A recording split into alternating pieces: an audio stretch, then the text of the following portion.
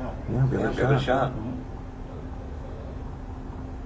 Hello. Hello. Anyone there? Hello? Hi. Yeah, we Yeah, can't like trust the screen, so it's gonna go real slow. Why is delay? Yeah, There's a delay. So I'll take out the headphone too. when we're ready to go. That's streaming. Watching out here is pretty close. Yeah, I'm not too worried. We'll have Sam broadcaster open. You know, that's what we do. Is there anyone anyone joining us yet? If there isn't, we'll just record. I'm not too worried about that. But just got to remember to use the sound here. So let's see. Marquis Lafayette. That's good. Box.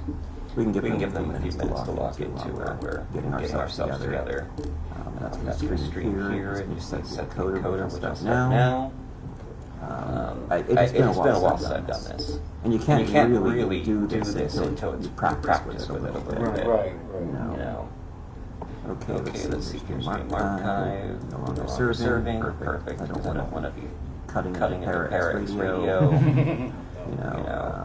Card recording from direct audio sound pipe has. That's the one. Okay, I think we can record from sound card. Start selected coder. Okay. But no audio detected. Oh, that's not good. There's audio here. I can see it. Okay. Test. No audio detected. That's very weird. Let's test this out. No audio detected. That's interesting. Unless we're not speaking. But I thought I heard us. That's weird.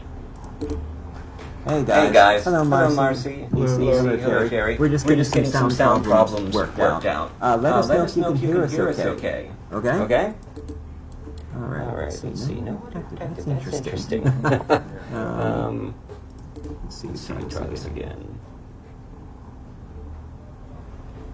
Well, that should be recording. Please start Dex. I think because we're not actually doing anything. Could be. Yeah, it could be.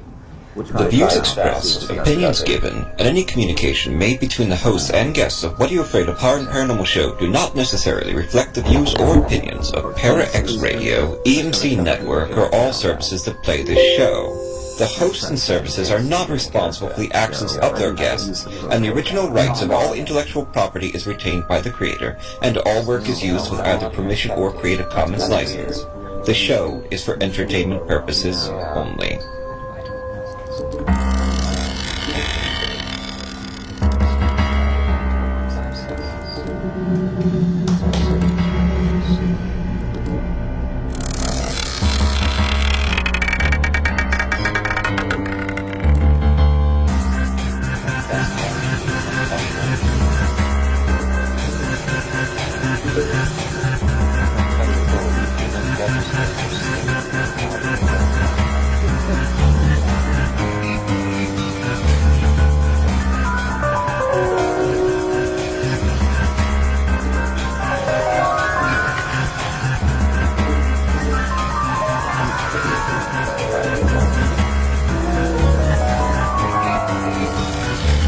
Sorry, everyone. This is a technical issue.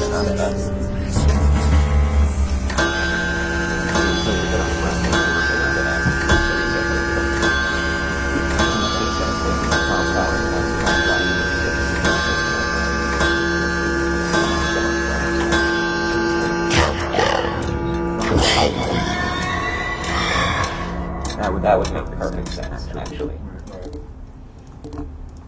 We're in Cape May, by the way. Give us a yelp if you can hear us okay. You know, while we're getting our technical stuff set up, we have a couple of issues where it has been a while since we've done. Since we used to be at the comic shop. You know. Don't worry, guys. We'll get stuff going soon. Just need to figure why it's not encoding. Because otherwise we can't save the show. That's a big problem. Yeah, that's a big problem. Stream WWYE. May, New Jersey.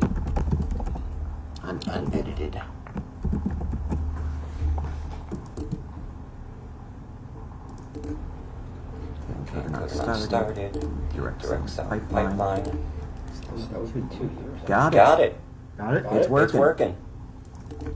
That is excellent. It is working. So everybody on Facebook land, let us know if you can hear us. You know, it looks like we're transmitting okay on the mic. Let me check again. But the encoder's going, which is good. That's very good. And it looks like the OBS file is going. I kind of want to check it, but I can also download it from Facebook. Yeah. So everybody joining us, we're just getting ourselves set up. Let's see, stream file, theme song, theme goes in. Gotta use this. I'm going to test it here.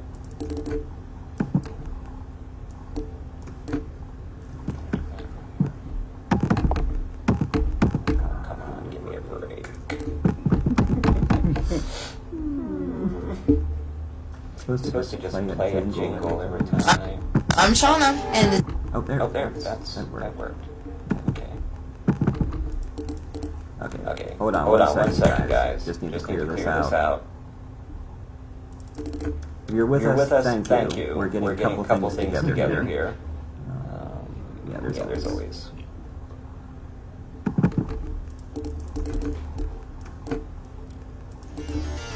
That's working. Just our promos aren't working. Okay, just redo these. Thank you everyone for being patient. We'll be up in a minute.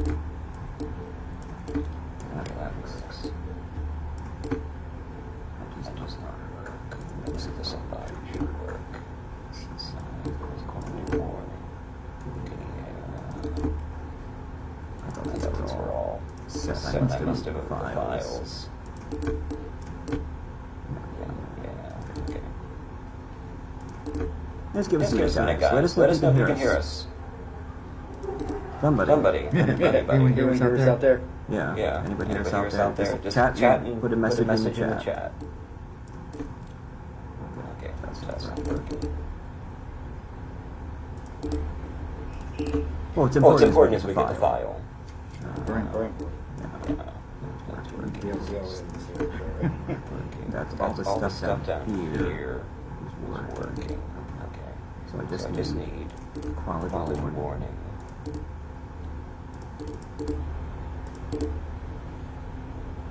Oops. I've got quite a thing going on here. Parax is all working.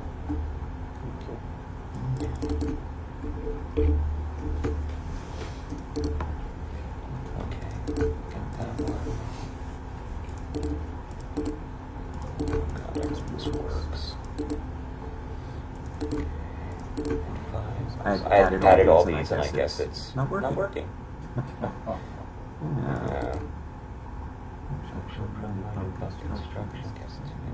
Just need the show bumps.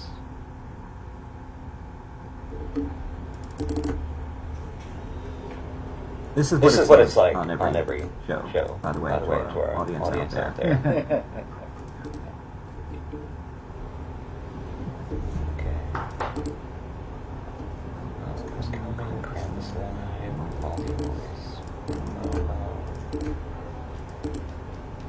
Can't believe I did that.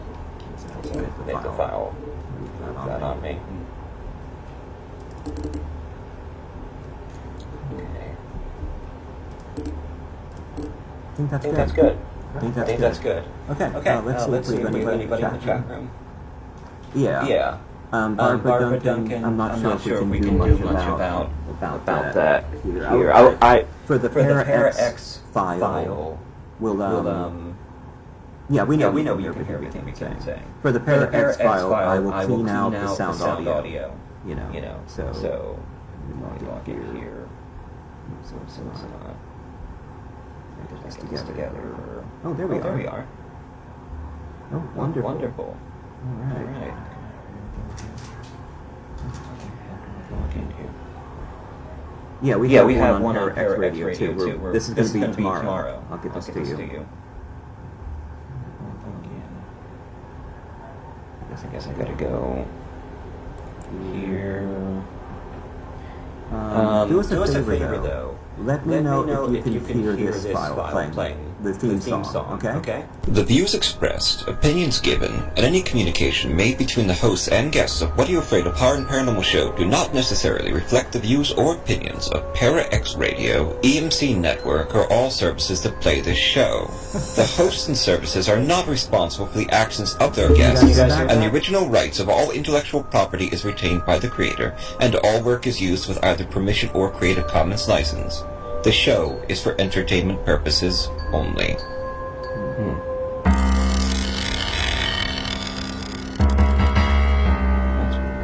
This is not gonna let me. So can you keep the song playing?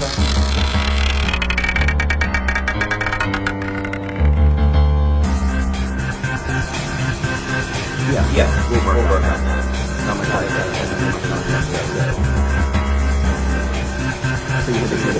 Okay, great. Okay, I'm just going to check the file on the cloud, and we'll be good to go. Just make sure we're recording. Yeah. This is what real radio is like, people. That's kind of stuff that's really. Yeah. So we're just going to check the file to make sure we're recording, okay? And then we'll be good to go. Yeah, that's weird. I thought the comments would be coming up. Guess we lost some people. That's weird. I thought the comments would. I'll try it again. Alright, check the file. We'll get started in about 2 minutes. I think we'll be good.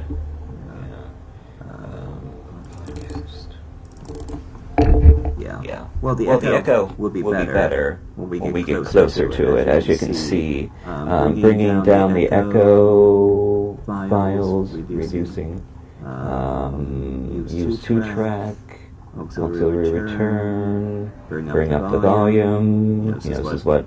There's the echo issue. I think that should be better. That should be a lot better. Okay, so just checking the episode, and then we'll be good to go. Yeah.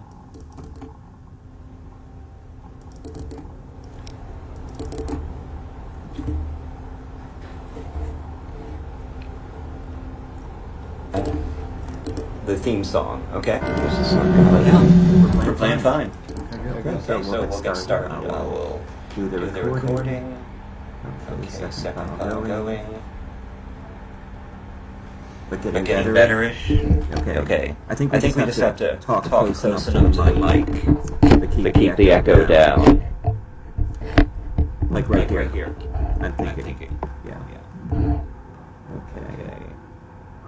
Bringing that up. Up. Central to main max. Okay, bringing down the pan. Okay. EQ down. Doing that. You want to try talking, Phil? Yeah. Hear me? Yeah. Yeah, we can. Does it sound alright? Yeah, you sound good. On this side, I wonder if it's a Facebook thing. Okay. Otherwise, I think we get started. Okay. This is What Are You Afraid of? Our Paranormal Show. We're going to start with our theme song, and we'll get going. Okay. Mic is going on. The views expressed, opinions given, and any communication made between the hosts and guests of What Are You Afraid of Horror and Paranormal Show do not necessarily reflect the views or opinions of Para-X Radio, EMC Network, or all services that play this show. The hosts and services are not responsible for the actions of their guests, and the original rights of all intellectual property is retained by the creator, and all work is used with either permission or Creative Commons license. The show is for entertainment purposes only.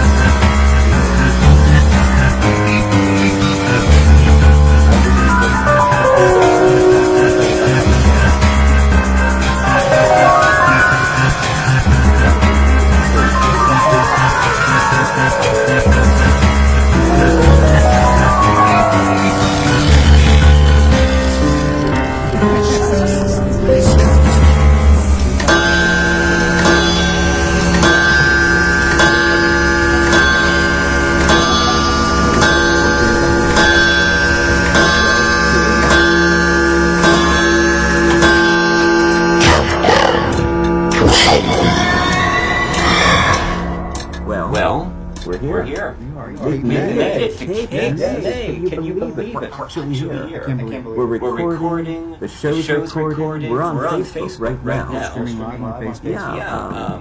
Thank you to everybody who's joining us tonight. I wonder how many we got out. We got a few. Oh, yeah. We got a few. Some friends.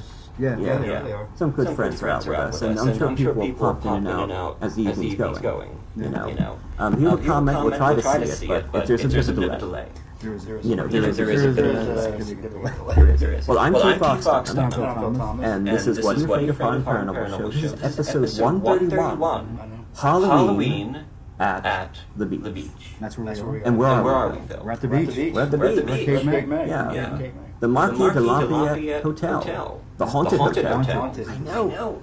We got a lot of good stories. Oh my God. Yeah, we have been doing what was I going to say for someone's? Don't just pop in. We have been collecting ghost stories for days now. I've been out here. You've been out here. I've spent the last 2 days going around the places and just sort of, hi, here's our story. By the way, can we get some onion rings? And do you have any ghost stories? It's been a little. I've got some weird looks. You've been here since you've been here a couple of Thursday morning. Yeah, we came down. Allison and I came down. And thank you to the Hotel Marquis De Lafayette for putting us up in this wonderful space. I mean, they gave us the King Suite. You've got a great feel. Yeah. Not just the room, but a full King Suite. I know. With multiple rooms and everything, a bed, a couch, 2 televisions, a big bathtub. And they brought us up and gave us that wonderful room, and they gave us a free night, and more discount, some discounted money. And we're just so glad that they could bring us down here. And we've been hitting Cape May for the last 2 days, just going around collecting a lot of new ghost stories, which is going to be a lot of fun. So, what are you afraid of? It's Halloween coming up in a few days. I know. We've had some great shows so far.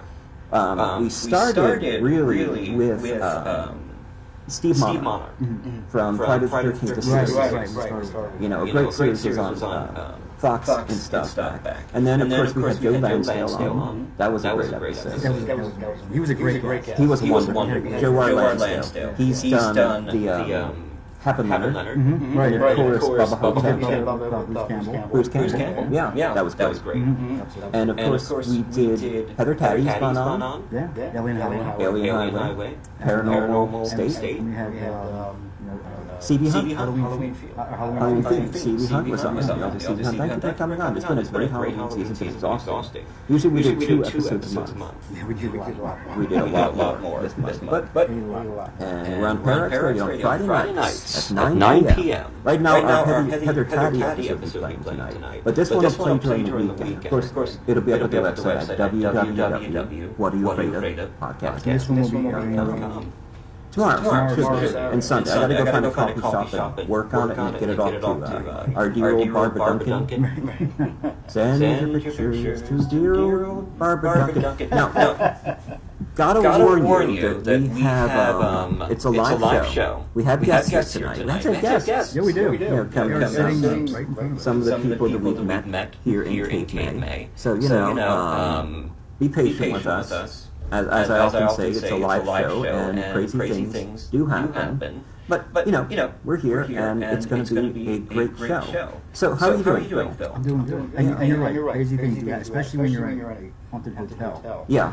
Right. And the last couple of places we live broadcast from didn't always work out. No. That was not working. No. Gettysburg. That did not work out on live broadcast. That did not work out at all. No, it did not. Yeah. Someone stole our popcorn. One of our guests stole our popcorn. So we got to go, beat the crap out of them. So that's we don't really do that. Not really. Or do we? Yeah, I guess so. Anyway, we are going to pause for a minute and play a song. That's kind of what we do on the show. I can get the song loaded. Having some issues. Actually, we're going to pause for a moment and play a ghost story that I did up in Gettysburg. This is our general policy when we work out the final bugs that's going on. Anyway, I did this one when Alice and I went to Gettysburg about a month ago, maybe 6 weeks ago.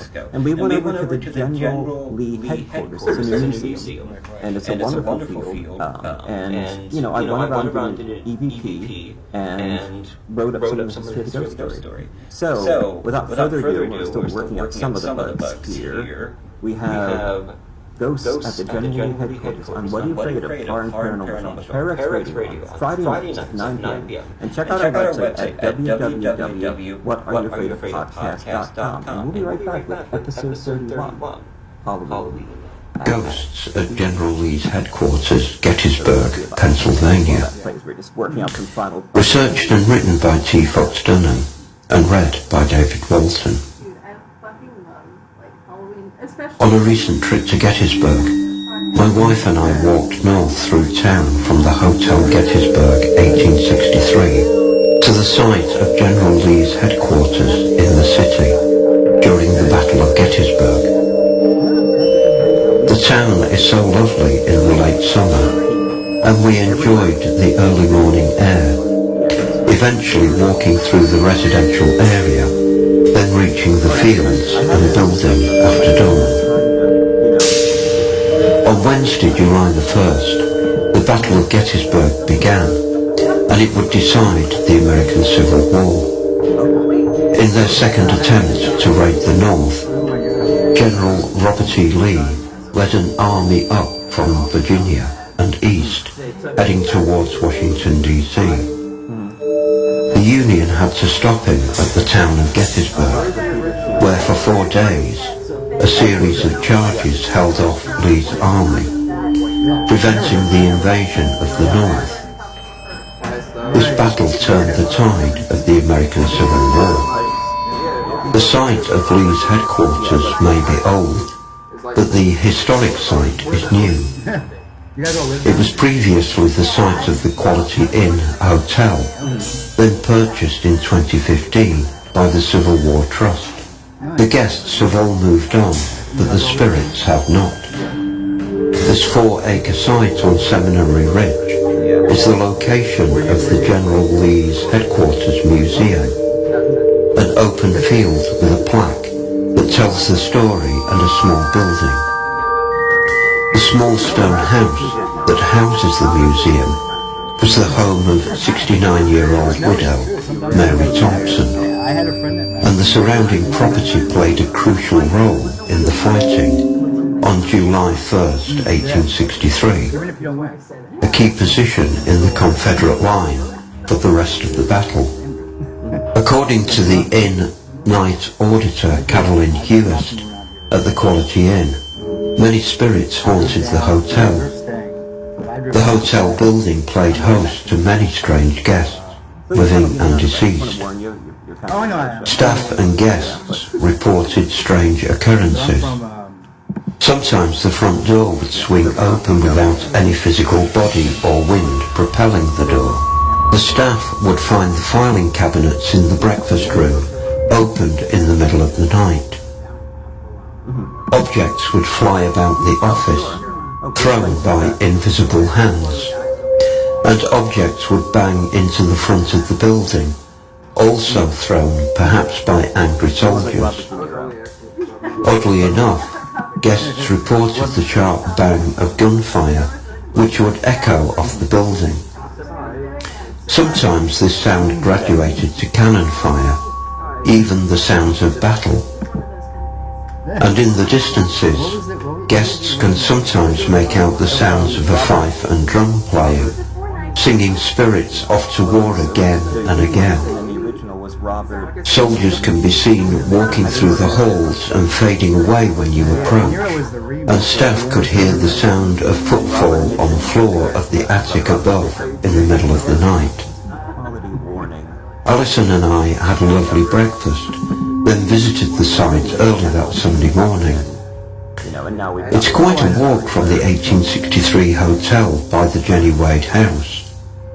When we got to the field, no one else was there. We weren't sure if the museum was open, So we approached the quaint stone cottage, holding fresh coffee in hand from 82 Cafe, located on 82 Steinwehr Avenue. The coffee was rich and amazing, and the owner was quite kind to our request for ghost stories. The sky hung dark and overcast. Besides the heavy traffic on nearby 15, the field sat quietly, dead that early in the morning. Church bells rang in the distance. You have to. We walked up to the dark office, not realizing it wasn't open all the time. I thought the building had a caretaker, as I saw a figure moving about, away from the windows towards the back. Shadows passed in the stray sunlight that made it through the old sagging windows. I tried the thin door and found it locked. When I tried the old latch, someone moved in the building, catching my eye, and I thought maybe they just wanted us to go away. I wasn't down here. This building has a caretaker, I said to Alison. Sometimes the museums have someone who live above them to tend to the grounds. She wanted to know why, and I said because I saw someone moving. She looked into the dark room and couldn't find anything alive. I shrugged, disappointed, and we moved on. Turns out it was a self-guided tour. I only found out later that the Thompson House was also used as a hospital, as were many of the buildings and barns in Gettysburg. While a home was converted into a field hospital, because of the proximity of the building to the battlefield, Mary remained in her home. As a kind person, she aided in the care of the wounded Americans, using her clothing and sheets for bandages. Mary even donated her carpets to wrap the dead. I wish I had known this because at the time I thought I heard the sounds of a man moaning coming from inside. I dismissed it as a component of noise pollution from the nearby highway. Who can know for sure? I wondered later if I had seen the ghost of Mary, who was still refusing to leave her property. I thought I had seen the turn of a petticoat, and wondered if we had come upon a reenactor in costume inside the museum. I didn't pay much attention to it at the time. It was just for a moment, but then, how do you discern the wardrobe of a shadow? We walked the field, reading the various markers that told the story of Lee's headquarters. The field felt serene, peaceful on the summer Sunday morning.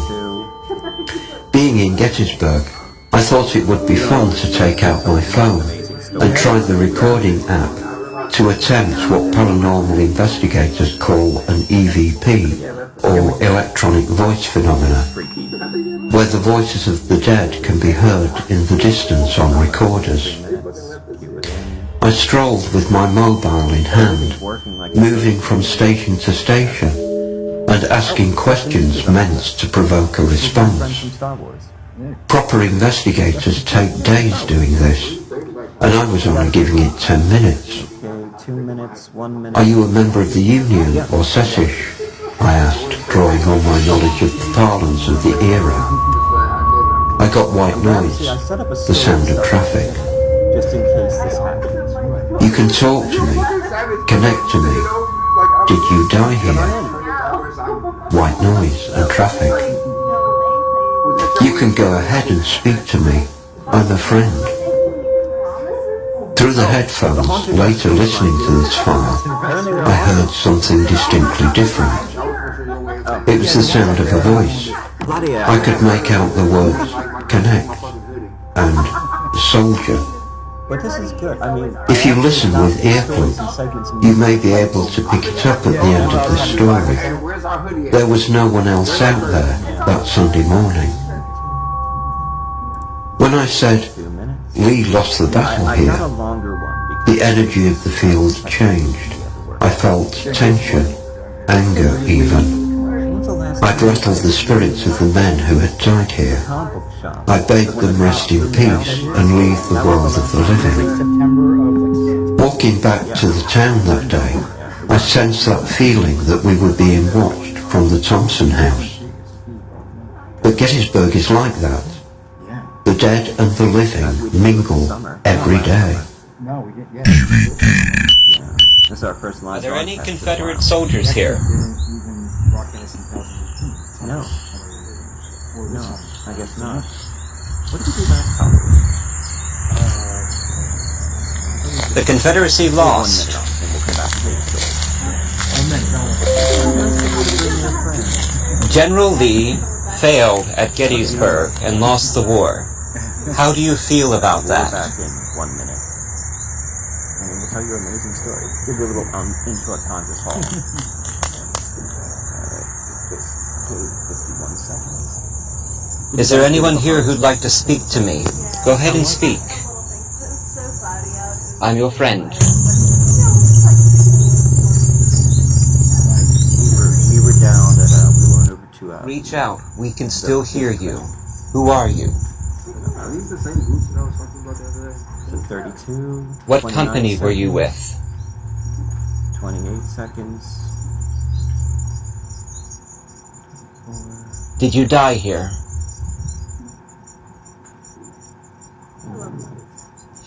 General Lee lost at Gettysburg. Was he a good commander? Have a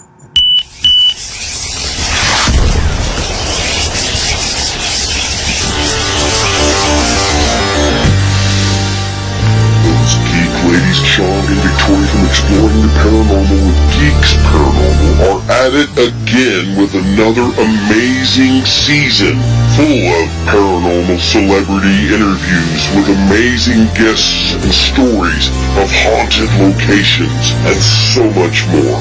You will hear it first on Para X.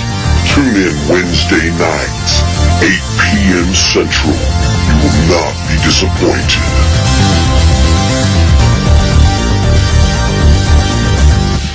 We are back. On What Are You Afraid of Paranormal Show. It was a great story. Thank you. It was a fun little adventure in Gettysburg. Thank you everyone for joining us live on Facebook. We're here in Cape May. I'm T. Fox Dunham. This is What Are You Afraid of episode 131, Halloween at the Beach. And we are live at the Marquis De Lafayette Hotel. We have some guests here. Now, there are some wonderful buildings here in Cape, and a lot of them go back. Well, it's like evolution of buildings. One building would come, then it would burn down, then another building would show up, and that would burn down. You know, building would fall into the earth, one would explode, one would fly into the sun. Cape made a lot of changes. Now, we have been going around for 2 days collecting stories, and it's been incredible. And now, Rachel is here.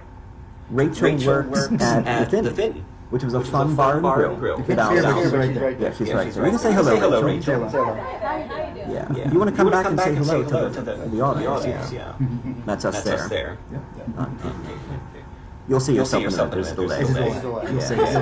But yeah, Rachel is here. By the way, Yes, reflection. There you go. There we go. There's Rachel. Okay, so she told us this great story. Now, Congress Hall goes back 200 years and various evolutions. It's a wonderful hotel and a series of shops. Now, this was the first story we got with Rachel. Okay, this is what she said. She said, okay, there was a bouncer who worked at Congress Hall. It was his first night. He went outside to smoke a cigarette or something like that. He had his phone out, which is what you do when you go outside with a cigarette and phone. It was like kind of quiet for him. One of his first couple nights, he's like not doing quite much of anything. And he looks down, like it was around Halloween time, you know, you expect a lot of costumes and whatnot around town. And he looks down the street and there's like this guy walking down, kind of like in his general direction. Kind of looks like he's wearing a Victorian age costume. Okay. So he didn't really think much of it. He's like looking down at his phone, kind of just fumbling around. And he looks back up and the guy's right there. Like boom. Like he was down 20, 30 feet, wearing this Victorian outfit, frock coat, had a little cane and everything, and so he looks at, oh, there's a gentleman in a frock coat or whatever, great, it's Halloween time. Looks down his phone, looks up a second later, the guy was right in his face. Whoa. And then what was the guy like? There was absolutely no face. The face was a black void. There was nothing there. Oh, like a howling void. Yeah. And and so This the is guy, like a big bouncer. yeah, this This big was like ass. super cool guy. He's come back to work with us a couple of times before then, or sometime around then. Okay. And he I don't know, he's just never been quite long-term employee. He just didn't want to stick around very long. Right. I thought you were going to say he's never been quite the same. He's always been an interesting guy. But that's what really got me was that That was definitely not even a week after he just stopped working for a while. he looked down at his phone, looked back up, and it was in his face. Without a face. Reminds me like jump scare horror. Jump scare horror. There he is. And that's I've been telling this story all over town, by the way. And said Rachel at the Finn. That's Rachel. You're famous. People want to come and see you at the Finn now. Yeah. I'm going to be there, so. Wonderful. Good. There you go. And get their pumpkin white Russian. Exactly. You tell me how That is one of my favorite things. That was very good. Pumpkin Russian and pumpkin old fashioned are two of my favorite things. Well, it's an apple fashioned. That's what she got. Yeah. It sounds delicious. You were telling me how great it is. I love pumpkin. I love pumpkin anything. Yeah. Thank you so much, Rachel. Thank you. Thanks for coming in. No, nice to see you too. Thank You you have our information, right? If you want to write down your email address, I will send you the link to the show. You can listen to it. I'll try to be editing it tomorrow. And I'll edit out some of it. Like I said, we are live, everybody, so don't freak out. We've got some background. We have audience members coming in and out. Hey. Good to see you. Here they are. We've had people coming and going. Also looking for the haunted bathroom. Yeah, the haunted bathroom. If you're going to come here, don't go to the ones in the front. Go to the haunted bathroom. They're not haunted. The ones in the back are haunted. Yeah. So Congress Hall has had a number of ghost stories. Yeah. You got everything, Rachel? You good? There you go. Wonderful. Thank you very much. Thanks for coming. Thank you, Rachel. Yeah. Thank you. Thanks for coming, sir. Thank you. But we are Phil Fox. What are your favorite paranormal? Not that everyone came in. That was like a huge crowd. It was like all of a sudden. People like us. That's weird. But Congress Hall has been the site of many hauntings. And these are some of the stories that I collected. And some that I've been doing research for a while. There's a wonderful gentleman down here, Craig McManus. He's a local psychic, tour guide, and storyteller. And he's been collecting stories in Cape May for 20, 30 years, writing the books. Like every book you see down here is by Craig McManus. I know. You know, I bought a couple years ago. Yeah, I bought one while we were over at the fish market last night for dinner. But some of the stuff I researched from him, other ghost stories, websites, online, talking to people. We probably talked to so many people. So many ghost stories down here. This is, I always thought Gettysburg was ghost story capital. No, it's Cape May. You think so? It's definitely Cape May. Really? Yeah, and Cape May's got a beach. Where do you think Cape May and Gettysburg is rank as far as haunted places? I always heard Gettysburg was the most haunted place in the States. Salem. Okay. Salem's up there. Salem's up. Yeah. But yeah, so we are episode 131 on What Are You Afraid of Halloween? We are live from the Hotel Marquis De Lafayette, where Alice and I have been staying since Thursday morning. It's beautiful. We have a suite of room you wouldn't believe. It's been wonderful. So Congress Hall. Now the hotel closed back in the 90s, right? Now there are a series of shops and coffee shops downstairs. Really beautiful place. And so, like the shops remained open even though the hotel closed. And so people were coming back and forth into the shop. Now, there were people working in the shop. They would go in at 5:30 in the morning and set up. And all morning they could hear footsteps overhead in the corridors above. Even though nobody was upstairs, especially at that time in the morning. And I guess you would only hear these when there's no one there. Yeah. You know. We were just over there this morning. So now other people who would come in would hear people walking behind them in the hall, and they'd turn around, and the stomping would stop. Yeah. So you know.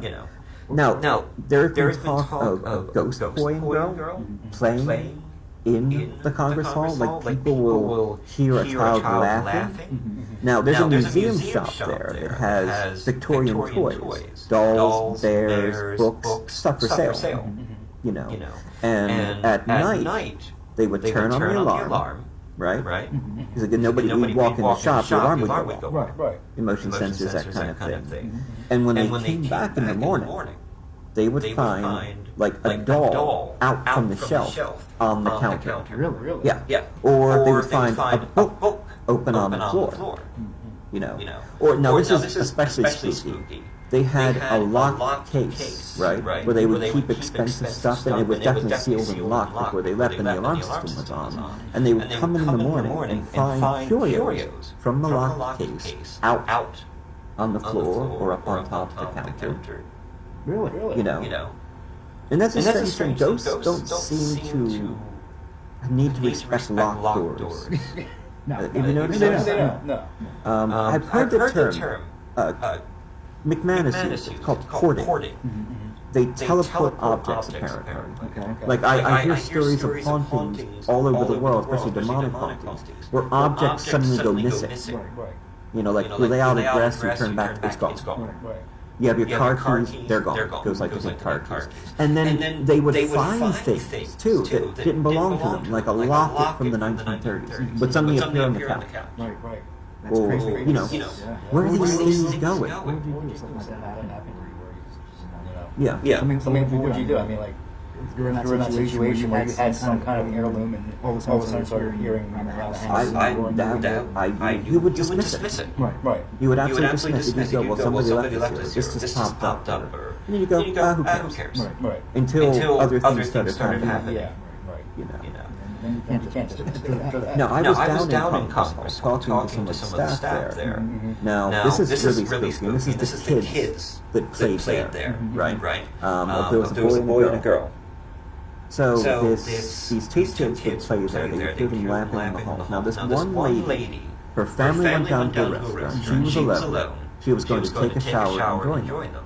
She goes up to take a shower, and she feels this smack on her, like her lower leg, right? Okay. And it burns, it hurts. Okay. She gets out of the shower, and guess what? There's a tiny hand red print Oh, gosh. on her leg. Well, these kids grabbed her leg. Yeah. And when she got out, she looks at the foggy mirror from the shower mist, Right. and there were tiny handprints Really? on the mirror. Little hands. She was so upset that she called the staff because she thought maybe a ghost was, or their joke was being played on her. Right. Now, other things going on there with the kids. They play, you can hear them running behind you, running down the halls. There's a lot of ghost kids in Cape May. I guess they're attracted to the beach. Okay. Yeah. Is it kids that just died here? We don't know. There's lots of legends. Obviously, there's lots of folklore. You know, and of course, urban legend and stories that get told. But we don't know if they have any history or not. Now, Mr. McManus has done a lot of research over the years to try to track down these things. Again, you really don't know. It's not like you can ask a ghost for their license. Who are you? Who are you? Why are you haunting here? Here? Yes, I guess if we had a Ouija board. Oh. Or something. We got Ouija board mints. Oh, yeah, Ouija board mints. I'll show This to the folks at home. These are my Ouija board mints. Everybody, isn't that cool? Yeah. It'll pop up. Yeah. Right. But we are What Are You Afraid Of? Horror and Paranormal Show on Parax Radio on Friday nights. And find us at Parax Radio, 9 o'clock at night, and our website at www.whatareyouafraidofpodcast.com, where you can find our archive of ghost stories, our music, so we have some songs there, some horror fiction going up, because every ghost story has an audio narrative element, which is really cool. I really like that part. And of course, a page for each episode, all 131, because this is Halloween at the Beach. And I'm T. Fox Dunham. I'm Phil Thomas. So, a couple of things that happened there. There was a lady who, she put her shoes under the bed, and when she woke up the next day, they were tied together. Oh. As if a kid were playing. The kid tied her shoelaces. The kid tied her shoes together. Like a joke. Yeah. You know. Yeah, what if she had, well, yeah. She would have noticed. Like a joke. So when she went to walk, she just Yeah, right. Now, another creepy ghost story. We heard the story about the faceless man. That was the first story we collected yesterday. We went over to Finn's. We wanted a drink. I got the pumpkin White Russian. Alison got the apple cider whiskey old fashioned. And we met Rachel and she told us that incredible story about the faceless guy and the bouncer. Yeah. Really creepy. Yeah, I thought you'd like that one. I like it. Now, I met someone called Maxine who works at the coffee shop there, right? And she had another really spooky story to tell me. Okay. She came in one morning at 5:30 to open the coffee shop because they opened at 6:30. Very nice coffee shop. I bought an open race cookie there. Right. It was eerie and alone. And Allison, you want to show the sign, everyone? No. She just bought me a sign that said apple cider old fashioned. Yeah. There you go. All right, cool. This is my wife. Thank you, Allison. So she comes in. She's alone. There's no one else there. It's eerie because they have to open up early. And even though it's in summer, she finds these cold spots. Okay. Not like air conditioning setting the atmosphere to a certain temperature. Those cold spots that those hunters hear about all the time. Right? Now, she's working on stocking the fridge. Okay. Filling up with soda and things like that. And she's hearing weird noises towards the back of the store that she's never heard before, and she thinks there's someone here, what's going on? She keeps restocking. She looks up, and out of the corner of her eye, she sees a black figure. And then she looks up, and it actually runs, moves across her vision. From one side of the store in her vision to the other side, very slowly, this black, luminous, dark figure that just chilled her to the bone. Like a shadow person. Yeah, at the Congress Hall. Right. And it scared the hell out of her. It crossed the room. This is the Congress Hall. You ever seen a shadow person? I have. You have? I have. When I was a kid, yeah. Where did you see one? Actually, it was at Fort Mifflin. Okay. It was not the time we were there. Right. Or any of those many years before that. Okay. We were doing an all-nighter there. Yeah. Soldier barracks. Yeah. And we just walking around. And there was like a barn there. That barn? Yeah. Kind of like there's like tools. Yeah, it was right next to all this thing walking. And I got my camera out and I took it and I got this blurry blob. That's where it was. It was Fort Mifflin. Yeah, we've been there a few times. It's very haunted. Done some live shows from there. Yeah, it's a great haunted place. Rebecca Bumble is down there. And of course, all the ghost hunters love to go to Fort Mifflin. Yeah. So it's good to come down. Either it's gone though. It's gone. Yeah, they're always gone. No, I was using an old porter. Okay. And porter I had Right. And it was one of the things where you couldn't. It was so old, it didn't even have a USB. I couldn't transport the file. Right. Yeah. It was just stuck on recorder. Okay. So it was anyone here. The same room that Ghost Hunters. What's all the woman who committed suicide, and it's the little girl's voice distinctly when I played back said here, and no one else said it at the time when I was asked this question. It's very pronounced. Yeah, I heard that. Unfortunately, I don't have it. Okay, that's okay. Those get lost now. Not a big deal. I still have it if I have the file though. Anyway, we are What Do You Pray? A Paranormal Show. Parax Radio, Friday nights, 9 p.m. Check out our website, www.whatdoyourfavoritePodcast.com. This is Ghosts of Cape May. We are live on Facebook from Cape May. You might hear some noises. There's nothing you can do about that. Yeah, it's the ghost fan. The ghost fan. The haunted fan. Yes, indeed. But we will be right back after these promos. What are you afraid of? I'm Tim Wagner, Bram Stoker award-winning author. # Grave Girls. This is Katrina Weidman at Destination America's Paranormal Lockdown. This is Jim Chambers. I'm the author of The Onions of Sacrifice. This is Jasper Barr, award-winning author of The Final Cut. And you're listening to What Are You Afraid Of? What Are You Afraid Of? To What Are You Afraid Of? What are you afraid of? Love it. Fantoxic, please. Fantoxic.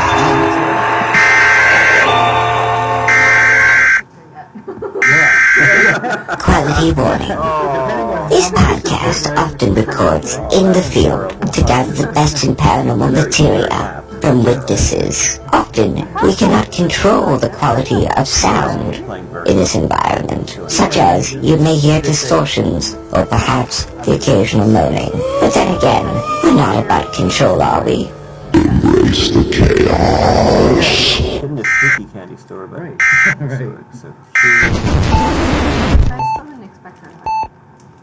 Mercy, a new horror medical thriller from author T. Fox Dunham, published by Bloodbound Books. Based on the author's horrific battle with a rare form of lymphoma that involved intense chemotherapy and radiation, Fox turns the horror of his experience into terror on the page.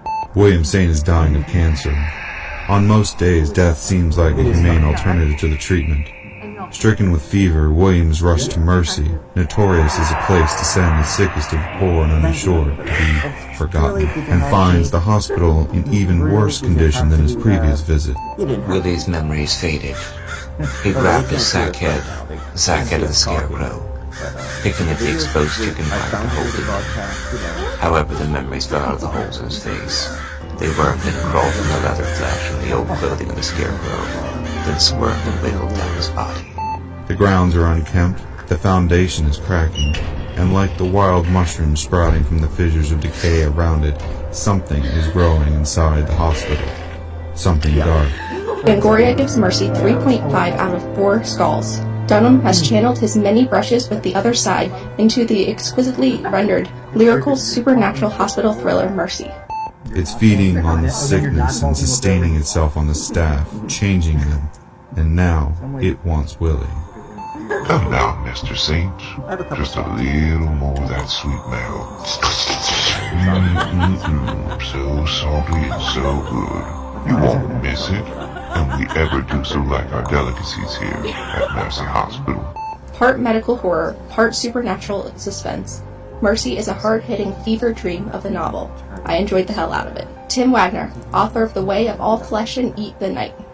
Available from Amazon, Barnes & Noble, and bookstores everywhere in both print and digital versions. Life is an addiction. Let go. Let it all burn.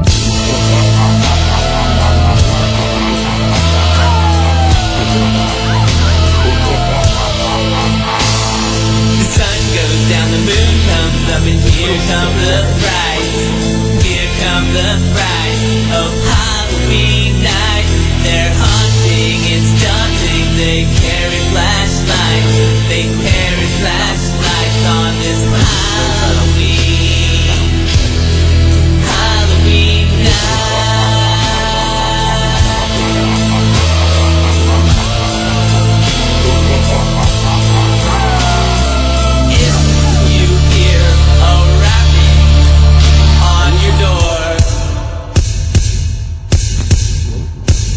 Prepare yourself for a dreadful fright on Halloween night.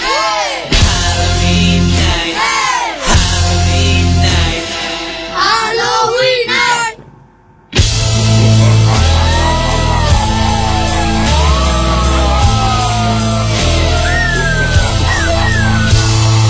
Werewolves are around, ghosts make no sound. Gremlins are creeping and monsters are sleeping. Skeletons are dancing while the vampires bite on Halloween night. On Halloween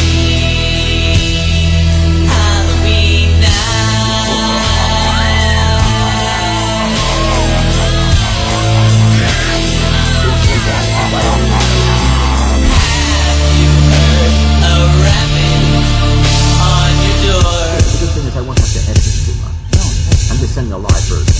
Oh, it's such a dreadful fright on Halloween night. Halloween night. Halloween night.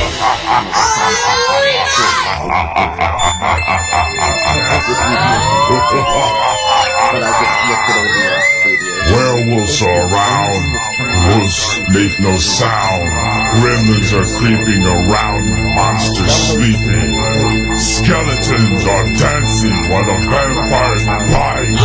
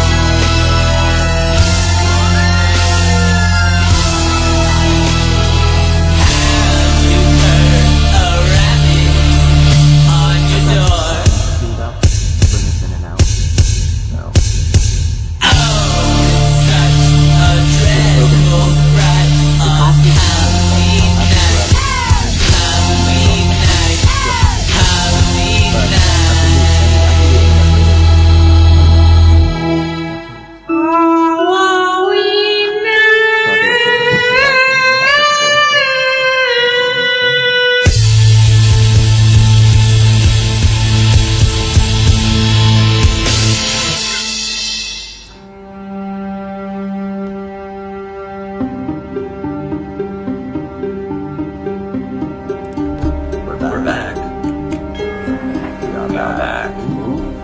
What are you afraid of? Paranormal Show. Live from the Hotel Marquis De Lafayette in King Bay. We're here at the beach. Have you ever been to the beach? Right, no, I have not. In Cape May, and it's amazing. Yeah. I was not expecting it. Allison is having such a good time. I mean, just look to your right. Yeah. I mean, Big cobwebs. Yeah. I mean, it's not just this motel. It's everywhere. It's everywhere. They really decorate. Well, we were talking to some people from the museum today, and their big problem is getting people here in the off-season. So they basically, the town really, I mean, it's fun being here in the summertime, but Christmas time, Halloween, around Easter, this town really comes alive. Because they're making an effort to, get people here. Right, absolutely. Yeah. So, I'm T. Fox Dunham, and we are live from the Hotel Marquis De Lafayette, and they've calmed down tonight a beautiful suite of rooms. I had no idea. I thought there was like a broom closet. And I'll put pictures of the room up on our website at www.whatdoyoufraidofpodcast.com. But we came in yesterday morning, and we've been collecting ghost stories for the last day and a half or 2 days. We've been doing it all day, and it's been fun. And people tell you the most surprising things. Like Rachel from Finn. Yeah. Rachel came in, she had all her friends here. It was just, there's a whole bunch of them. There was. We had an audience. We did. They literally pulled up right in front of us. Right in front of us. I was like, wait a minute. And then she's bringing people in. I'm like, 1, 2, 4, 5. Oh my God. We actually have to perform. Yeah. So used to just, It wasn't expecting that. Yeah. But it was It was very nice to have a Halloween, series of guests here. I'm glad they showed up. I was happy to have them. Yeah. But you've had some good news. I have had some. And in fact, this is the first place to announce it. That's right.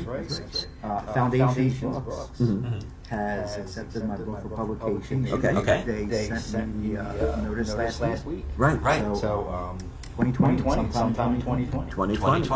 I don't know exactly when, but it will be out then. Now, just really quickly, what happened to the book? The Predicament is the one that they accepted for publication. I had it already signed a deal with Caliban, I can say.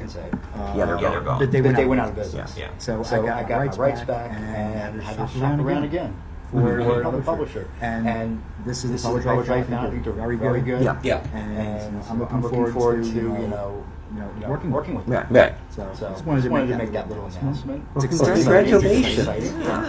Your first book out there. It is, and it's. I waited a long time with Calibers, waiting, wondering when it's coming because I had a deal signed with them. After that, what do you do? It's never important. And unfortunately, that's the way it goes. Once you sign that contract, you can do whatever you want. Right. And I just kept waiting, and I waited years. Right. And eventually, I got notification that you're dissolving the company. That's that. And that's really how it works. Okay, well, here we go. I got to shop around again. Right. This is the first publisher that I sent it to, though. Yeah. I only sent it to one. Right. Just the one. Well, that's great, Phil. Congratulations. Thank you. That is excellent. I appreciate it. But we are here in Cape May. What are you afraid of? Paranormal Show. I'm T. Fox Dunham. And we've been collecting ghost stories. I was trying to get a guest on. And I'll tell you, trying to get a guest on in Cape May, because they're all out there. Craig McManus is out there giving tours. So I really wanted him to stop in. But he's just really busy. He's doing the ghost stories. Right. He's Mr. Ghosts of Cape May. Mark Nesbitt is Ghosts of Gettysburg. But I gotta say, after our time in Cape May, I feel like ghost story capital of the world, Gettysburg. It's being challenged. Okay. I think Cape May might be the ghost story capital of the world. I don't think it's world, it's U.S. U.S. Gettysburg is U.S. Right. London's really the ghost story capital of the world. But we have been out collecting ghost stories now. The Marquis De Lafayette is very gracious in hosting us. you know, and he gave us a Countess one night, gave some money off the next night. Alice and I've got that beautiful suite of rooms, and she's having an incredible time. I mean, the show has brought me connections with publishers and authors. I've got stories and anthologies because of things I heard about, and of course, getting my name out there and building a network. But it doesn't often materialize as a financial benefit. Penhurst gave us those free passes for 2 weeks. That was free VIP passes. We were VIPs at Penhurst. To every single attraction. Yeah, so that was fun. You know, very hard time at Penhurst. I mean, Allison said it best. Ghosts don't like wireless. We have tried to do several broadcasts from haunted locations from Gettysburg to, you know, Well, we did, obviously Penhurst and places like Fort that. Mifflin. Fort Mifflin. We did. We some. They have their own thing, but Penhurst didn't have a very good wireless, and it just didn't work out because ghosts don't like wireless. But here we are, and I said next time we do it, we're doing it at a modern place, haunted modern place. But a modern person will modern amenities like wireless. And I came down yesterday to test the system to see if it would all work out, because I did not want to have another Penhurst situation. I sat over at the bar with the laptop, got on the Facebook, tested it out with people that came into the chat room to tell me if it was working. And it just, the signal strength is perfect. We're like, we can do this. I did. Did you have a No. The bar was not open. So Ghost bartender. Ghost bar. Oh, that's shining, my friend. Yeah, I know. That's yeah. What do you have? That's what you're doing here, the shining. That's not cool. You're freaking me out. But I'm T. Fox Dunham. This is episode 130. God, 131 episodes. Can you believe it? Halloween at the beach in Cape May. It's been an incredible Halloween season. Heather Taddy was wonderful. Yeah, wonderful. Paranormal State, now on the highway. She was one of my favorites. Yeah, she was Kat Weidman, Katrina Weidman's been on a couple of times in Paranormal Lockdown, the new show.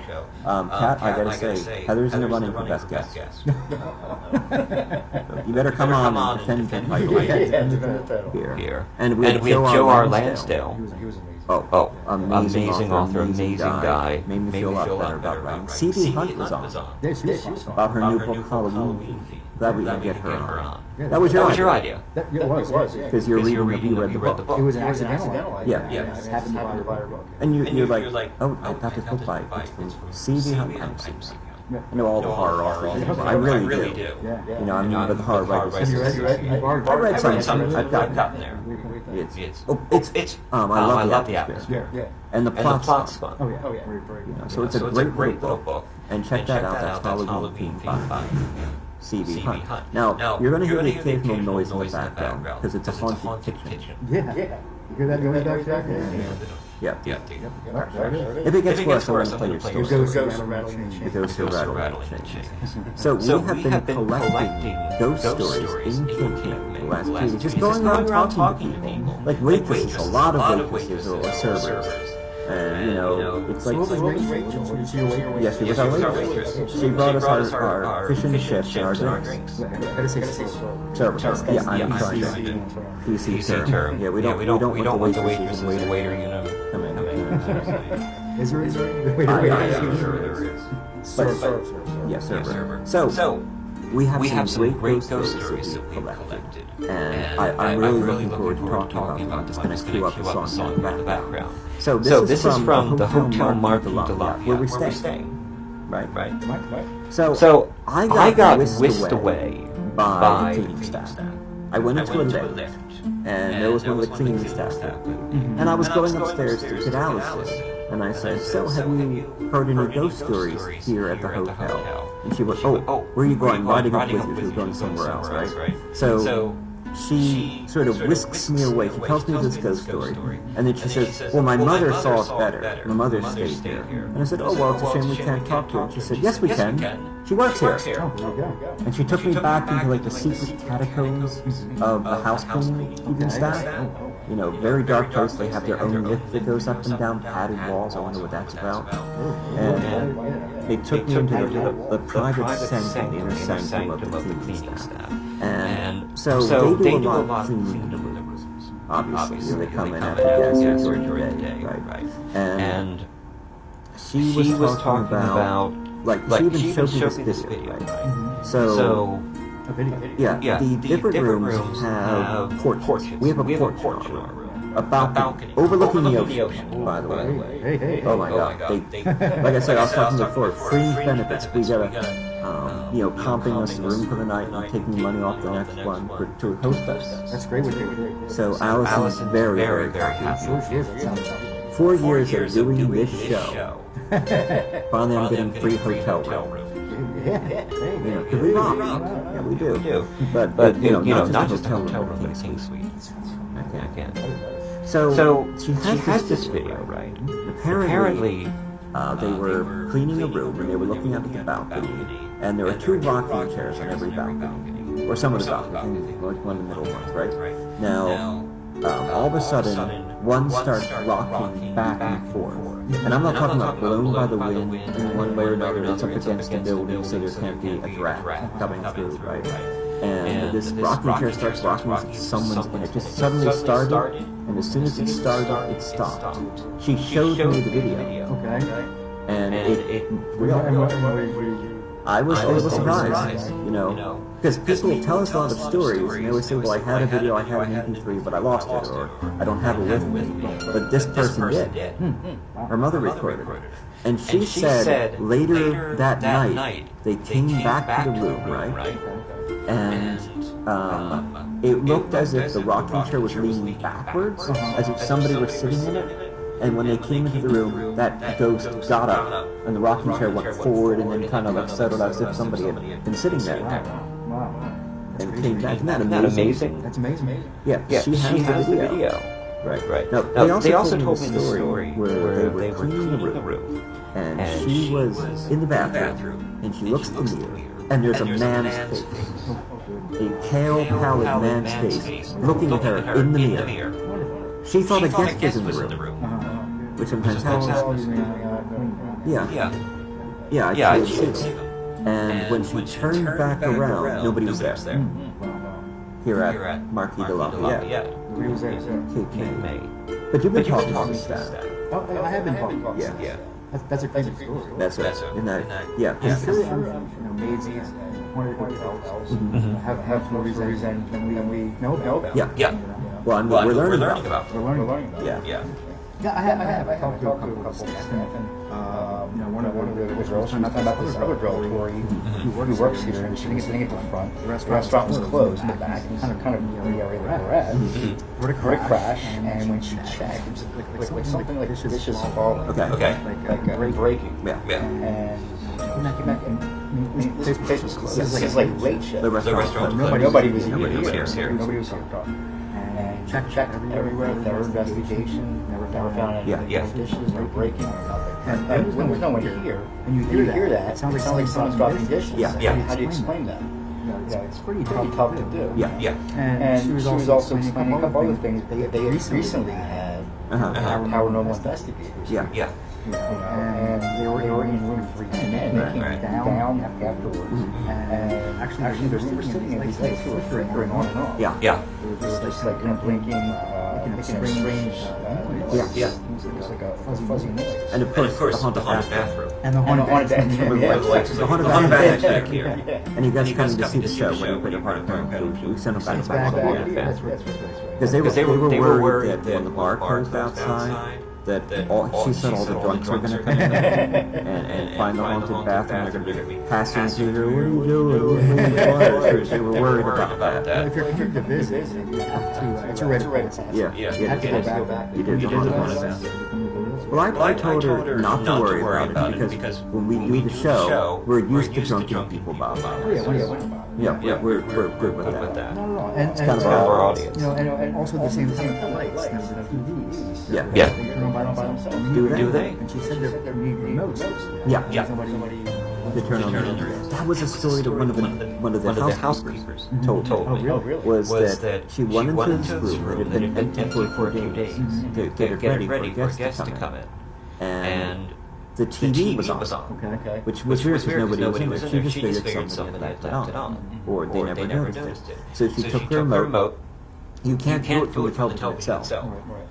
Turned it off. Went about her house cleaning. TV comes back on. Not only comes back on, starts changing the channel to like one pause, change to another one, watch it for a while, and it freaked her out. I think she just left it on. And it settled on the porn channel? Oh, it was you. That's where it stayed? Yeah. It was you.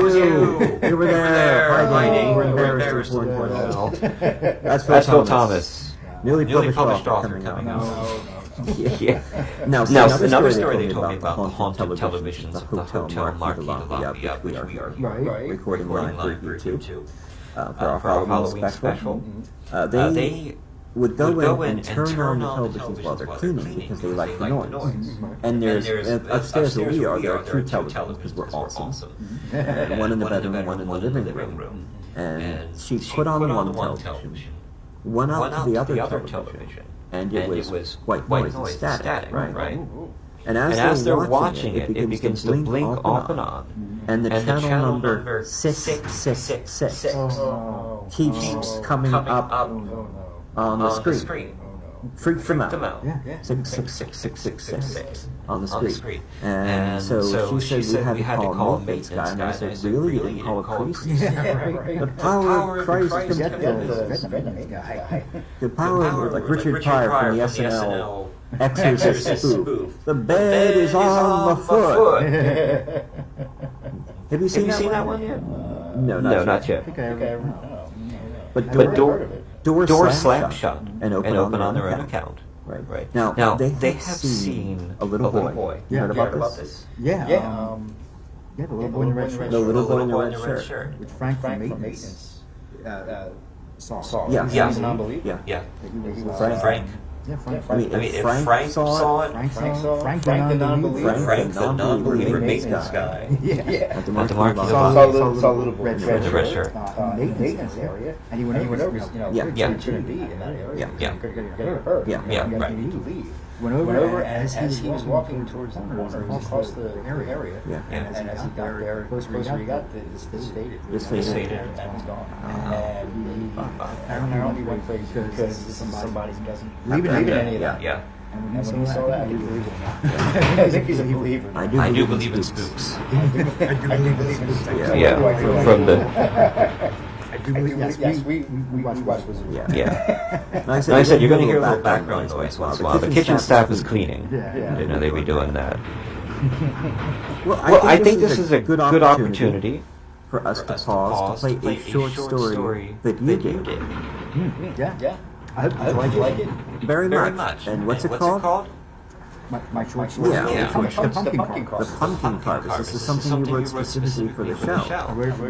For Halloween season. Right. So our guests, our audience is going to hear this short story that you did for the first time. And this is the Pumpkin Carvers, read by you. You did this one. I put some music on it.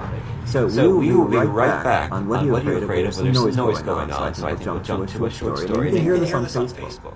Which is really cool for the first time. I hope you guys like it. No, Phil. Wonderful story. You really don't have to worry about whether they're going to like it or not. Just you're seeing the style that you did is just so much fun. I really appreciate you writing this for us because you've done some great work, like your Halloween movie expose up at the website at www.whatayouafraidofpodcast.com.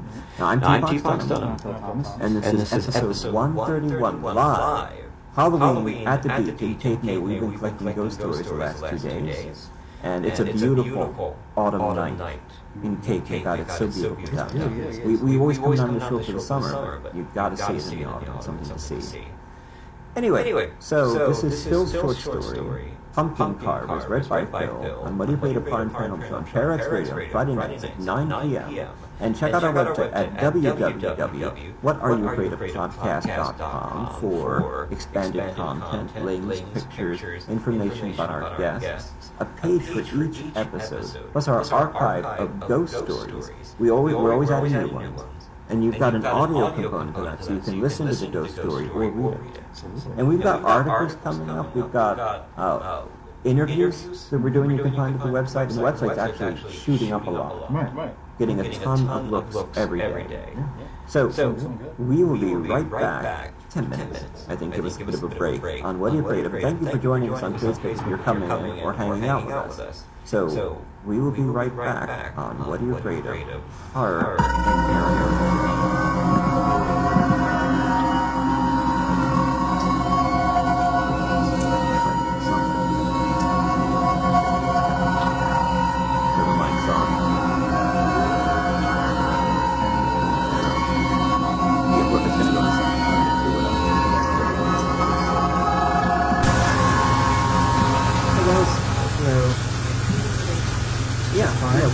We're just playing a short story now for 10 minutes, so we came in at a good time. Yeah, we literally The Pumpkin Carvers, written by Phil Thomas, narrated by Phil Thomas.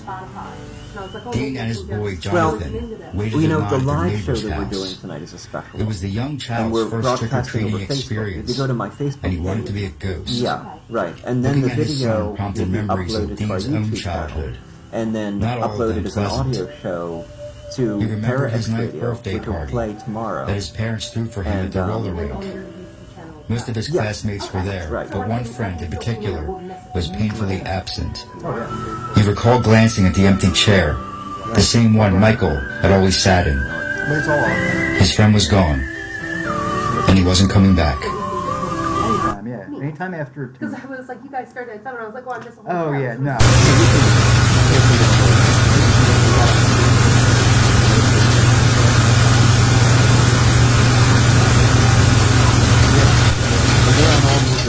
The Pumpkin Carvers, written by Phil Thomas, narrated by Phil Thomas.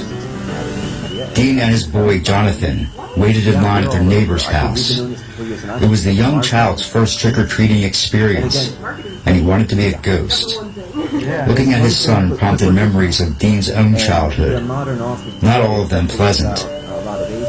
He remembered his ninth birthday party that his parents threw for him at the roller rink. Most of his classmates were there, but one friend in particular was painfully absent. He recalled glancing at the empty chair, the same one Michael had always sat in. His friend was gone, and he wasn't coming back. The police never caught anyone, citing a lack of evidence, but that was lazy as far as Dean was concerned. He had known who did it, except no one wanted to listen to an 8-year-old kid. They were dismissed like beggars on the street. Even after he explained the logical scenario, the officer in question replied, "Thanks, kid," and pretended to write the statement on a blank pad. But as time goes by, the memories fade. He went to college, got married, and started a family. Michael was almost forgotten by Dean until this particular Halloween. Now, standing directly behind him and his son on the neighbor's walkway, wearing the same dark stockings peeled over their faces, were Michael's killers. Only now, there were 4 of them, one appearing much shorter in height than the rest. 4 blank, faceless expressions glanced at him in unison, while Dean clutched Jonathan's clammy hand and pulled him closer. More memories resurfaced, remembering the days leading up to his friend's demise all those years ago. Every day after school, the 2 boys would head to Michael's home, where they would watch their favorite cartoon, Thundercats. That was when Dean first noticed Michael's pumpkin on the front porch, a single triangular eye carved into his upper left side. "When did you start carving this?" Dean asked. "I didn't," Michael replied. "It just kind of appeared this morning." That one instance wouldn't have been too odd, but every morning leading to Halloween, a new feature had materialized with expert care. Another eye appeared the next day, then a triangular nose. Michael and his mother insisted they never touched the pumpkin, baffled with its mysterious transformation. When the police discovered their bodies on November 1st, both victims rested side by side, stockings draped over their faces, and the jack-o'-lantern that had been mysteriously carved and ignited was absent from their porch. The same situation occurred the following year, with Mr. Reynolds' pumpkin seemingly carving itself, right before he was also found on November 1st, draped out of his bedroom window, glazed eyes to the sky, a single stocking resting across his frozen expression. Just like that, the odd occurrences ceased, with no disruption for 30 years. forgotten like a bad dream. That was until earlier in the month, when Dean noticed an abnormality with the fresh pumpkin his wife had placed on the front steps. A triangular cutout in the top left corner, leaving a glowing eye to stare back. Even after half a lifetime, his reaction was the same as it would have been a quarter century earlier, after he dropped his briefcase, darting into the house, and disrupting his wife and son's breakfast. He asked her the dreaded question. "No, I never touched it," she replied. "I don't know what you're talking about." It wasn't the response he'd hoped for. He nodded and walked outside to his car, ignoring the glaring eye's presence. He avoided any contact with the pumpkin for the week leading up to Halloween, realizing it would only cause distraction within his daily life. Halloween arrived on an unusually cold Friday, colder than it had been all month. And against his better judgment, and to appease his son's nagging pleas, he promptly got the boy costumed and led him outside to start their night of candy collecting. But then, he caught a glimpse of the object that rested on his porch, the one he'd avoided all week, and stood stock still, prompting his son to tug on his arm. "Doesn't it look great?" his wife Lily spoke up behind him, exiting the screen door. "I don't know what good Samaritan carved it for us, but they even went to the trouble of lighting it." Dean had never told Lily about his suppressed childhood trauma, or the horrible demise that every person or family suffered after their pumpkins had been carved by a mysterious group of entities that only appear on Halloween night. And he wasn't about to start now. Dean and Jonathan managed 6 houses before spotting the 4 entities in line behind them. After 30 years, the scenario was the same. They didn't speak, and they moved their heads in unison, like thinking with a single mind. They glared at Dean the same way as when he was a child, brushing past him in line in the same way, holding their brown woven bags at arm's length and refusing to answer anyone addressing them. "Well," Mr. Marvin said, standing at his front door with a large bowl of candy, "I'm not obligated to legally give you any treats until you say the magic words." They ignored him and turned to stare back at Dean. "So what are y'all supposed to be?" he nervously pried for any response. "Well, okay then. Here you go," Mr. Marvin continued, grabbing fistfuls of candy and tossing it haphazardly into each of their bags, causing fallout casualties to miss their mark and scatter to his feet. "All right, thank you for coming. Goodbye now." The 4 kept their heads twisted towards Dean, but Marvin's instructions prompted them to turn their lower bodies towards the front of the yard, again in unison, and glide past Dean and his frightened son, who now had the eye holes of his ghost sheet pulled down to his chin. "Oh, I wonder what all that was," Mr. Marvin said, stepping out of his doorway. As the men watched the quartet make their way down the street, Dean replied, "I'm not sure, but I should be getting my son home." Marvin gave Jonathan an extra large handful of Reese's cups before Dean rushed him to their own street, crunching through forgotten hills of dead leaves. They were almost home when Dean noticed the 4 standing shoulder to shoulder at the crossroads of their block.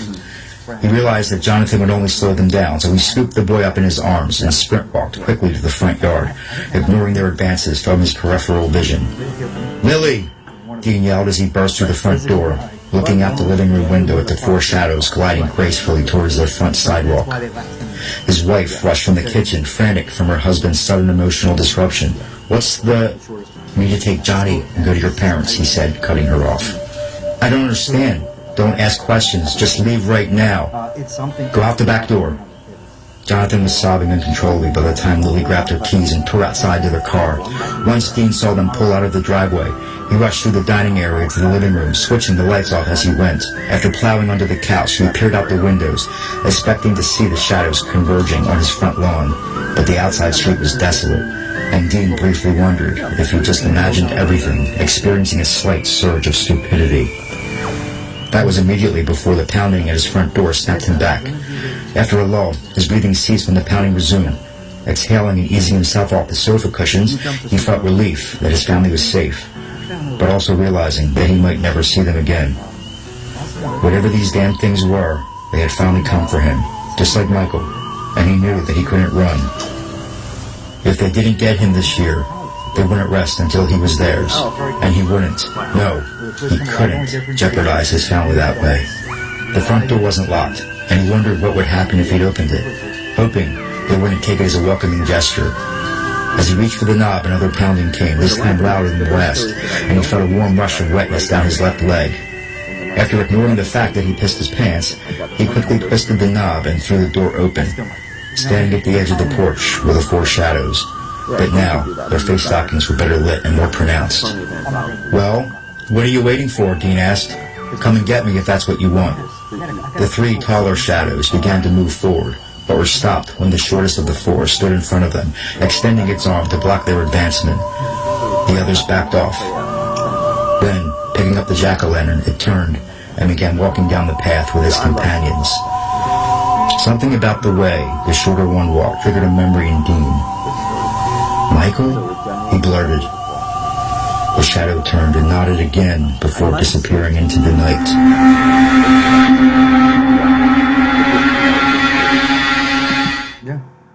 This is Chuck Zukowski from Travel Channel show Alien Highway, and you're listening to What Are You Afraid Of? Horror and Paranormal Show with hosts T. Fox Dunham and Phil Thomas on Para X Radio. And we're going to come back in about a minute. Wait a minute. And we'll finish these and then we'll go. My meter's going off. It's a high ESD field somewhere. That only goes off when there's aliens. I knew it! Phil and Fox are aliens! Let's get out of here! Para X. Red, where are you going? I'm going back to the paranormal view, back where I belong. Please, take me with you. No, I'm through with everything here. I want to see if there's something left in life I haven't explored. You know what I'm talking about? Oh, Red, don't run to them. They talk about ghosts and hauntings, UFOs, and all kinds of supernatural, scary stuff. You'll never understand, will you, Scarlett? No! Well, that's your misfortune. Red! The one can Red, if you go, where shall I go? What shall I do? He just missed the chair. Frankly, my dear. Line! Oh, you gotta be kidding. That's the Paranormal View with your host, Henry Foister, Jeffrey Gould, and Barbara Duncan. Every Saturday night at 8 p.m. Eastern, exclusively on the Paranormal Radio Network. What are you afraid of? Paranormal Show. Paranormal Radio Friday night. Check out our website at www.whatayouafraidofpodcast.com. I'm T. Fox Dunham. And I'm Phil Thomas. And this is episode 131 episodes. Halloween at the Beach, live from the... Where are we at again? The Marquis De Lafayette Hotel. My oxygen. The Marquis De Lafayette. We've been talking constantly. We've had people come back and forth, hanging out with us. And of course, we've been in town. Alison and I have been in town for 2 days. Collecting ghost stories. You did some tonight. Just some amazing stuff. Now, you had a couple of things to finish here at the Hotel Marquis De Lafayette. Yeah, that's right. Well, like I was talking to them. Yeah. And... By the way, I hope you guys liked that. It was fantastic. So thank you for writing that for us. And it's based on, I'll get into that in a minute, but it's based on something that we have. So Megan at the front desk had 2 cats. They unfortunately died in a fire. Okay. And Harrison fire, and really just destroyed her. She's one of the women that work here. And she was telling me, this is something from her personal life. She wears ashes around her neck as a necklace. And one night, shortly after this happened, and her poor cats perished. She was laying in bed, and it was middle of the night, and she wasn't sleeping because she was just laying there, and all of a sudden she felt like a jump. Now cats jump in bed, feel it at your feet, and the depression came, and she waited, and all of a sudden like little footsteps across the bed, and just kind of just right next to her. Just laid down. And she was, no, she hadn't brought any other cats. No other cats.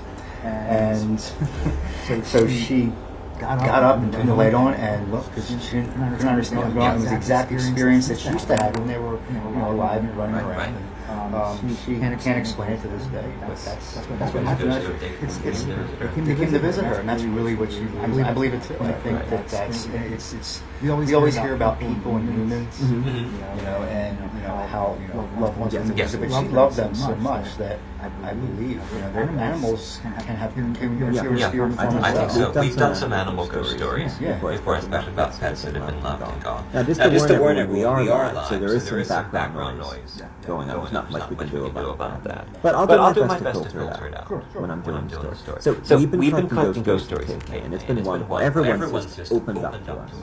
Saying, well, I'm looking for ghost stories. Boom, I got one. Oh, and if they don't have a personal story, they've heard one, which is just one of them. I mean, I prepared card after card after card. Those ghost stories I either research or collect. You gotta collect my flashlight. We're never going to get through them all. I'll have to make them into some stories later on. Now, Alex and I had dinner at the KK Fish Market. Wonderful. Expensive.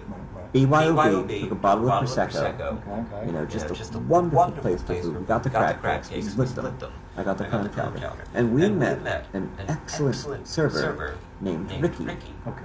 Ricky. He had just started working there, but his parents own one of the bed and breakfasts called the Southern Mansion Hotel. So Ricky was telling us stories there, and I did some research there too. It's over on the Washington Street Mall, which is it's open all year round, and it's all decorated for Halloween. Pumpkins and straws and skeletons and witches and ghosts, and it's just so beautiful here at Halloween. I had no idea to come down more. For the wonderful. Now the staff, the Fish Market's a smaller restaurant. And of course, there are apartments upstairs, but they're no longer really used. Like the Washington Street Mall, it's a series of stores and restaurants, all sort of lined up, hooked up together, and you walk down. But there are people living upstairs, they are no longer upstairs. So usually the place is empty. So all these weird things were happening late at night when they were closing up. Right? This gray lady would appear in the restaurant. This is at the KK Fish Market. Right. They would hear people walking upstairs, even though obviously the restaurant was empty. And now one of the managers, I don't know if he still manages the KK Fish Market. She managed a bunch of the stores. Right. She was holding napkins in the fish market, and she looks up. And this strange man, kind of gray, walks out from the back, walks into the restaurant, and she's like, "Can I help you? What's going on? Am I being robbed?" Right. And he vanished right in front of her, just sort of faded away. A lot of ghosts fade.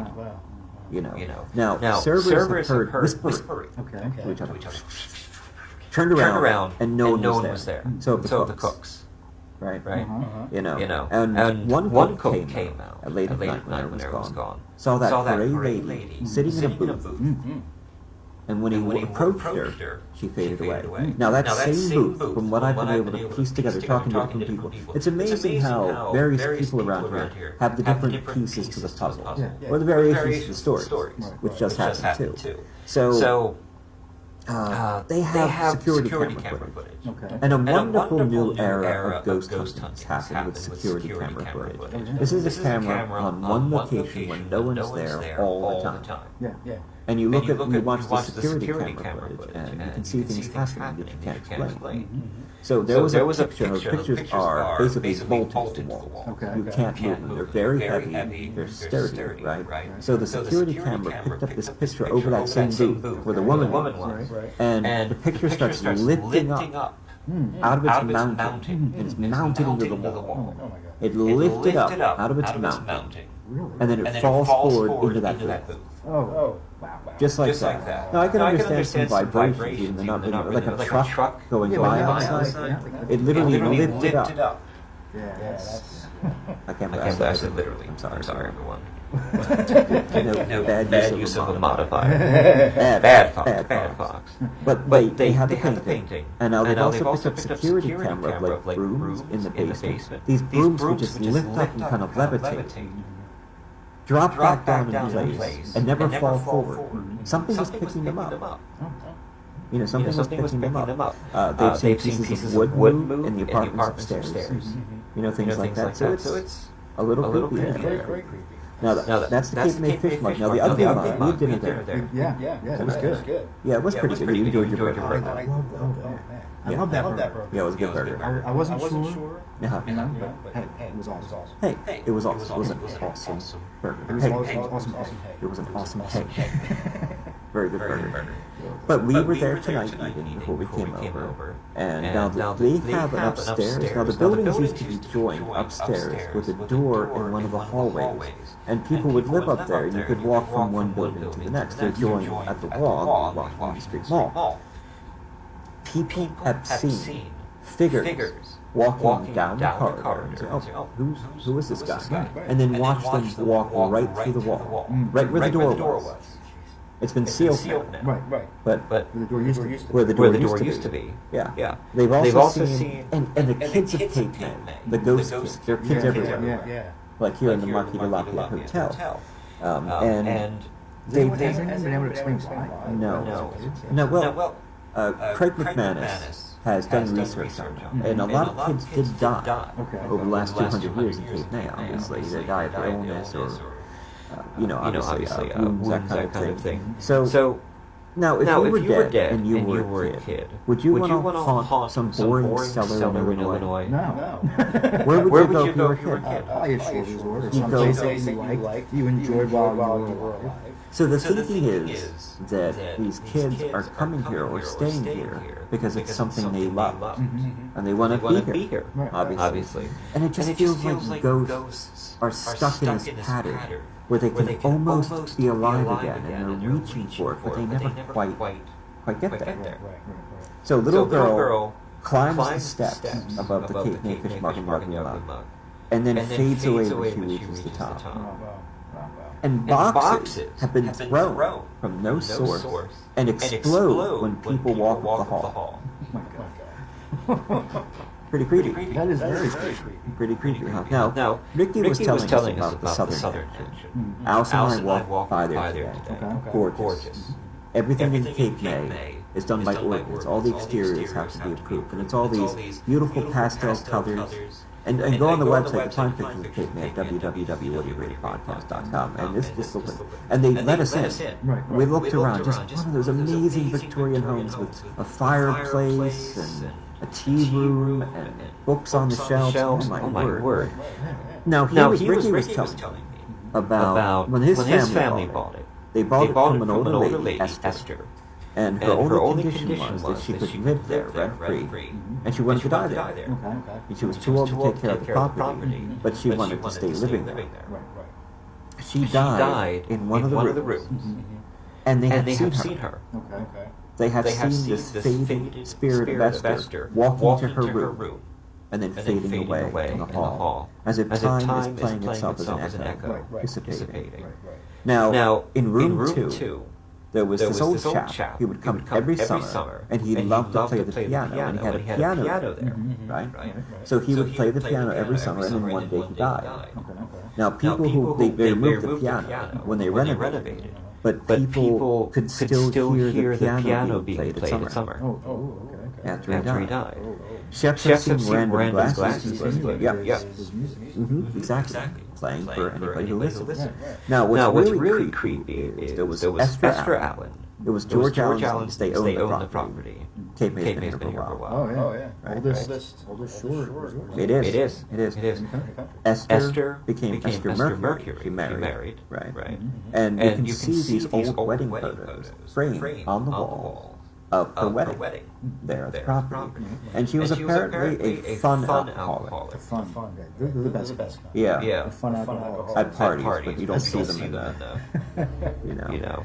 So she became depressed, right?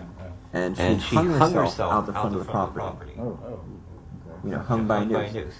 People can still see her ghost out in the front or partying. And from what I can determine, hanging from a noose some nights. People have walked by the building or driven by and seen a woman hanging from a noose, sort of swinging back and forth in the wind, and then vanishing into the light. That's very creepy. Isn't that wonderful? It is. Yeah. It is. But we got to thank our wonderful Ricky telling us these stories from his family. And we're here. We're here to Cape May. Well, it was a good story, the Pumpkin Carvers. Thank you for sharing that. You want to tell us about that? Well, yeah, I was telling you during the break, it was something actually happened to me. Right. When I was about 5 years old. Okay. I was, I even mentioned it, story where little boy's a ghost. Yeah. And it's something that, I was being taken around by, and my memory is still a little, I think we had one of my friends with me. Okay. Childhood friends and their mom or something. And my mom took me around, and I was a ghost. And we were at, in front of a property waiting in line. It was like, this one property was, there were a woman standing out front, the woman standing out front, giving away candy, a big bowl. And there was this pair of, we don't know who they were, just figures. They were all dressed the same. They had stockings pulled down over their face. Stockings pulled down. I remember the incident. I actually remember it. And I was very sure. I was a kid, and I was looking way up at them. They looked like giants, And they both looked down at me. Almost the same. Okay. And they stepped towards the woman. She had candies. She goes, creepy costumes. Who's supposed to be? What do we got here? They did not say a word. They just stared at her. Okay. Both of them. Neither one of them said a freaking word.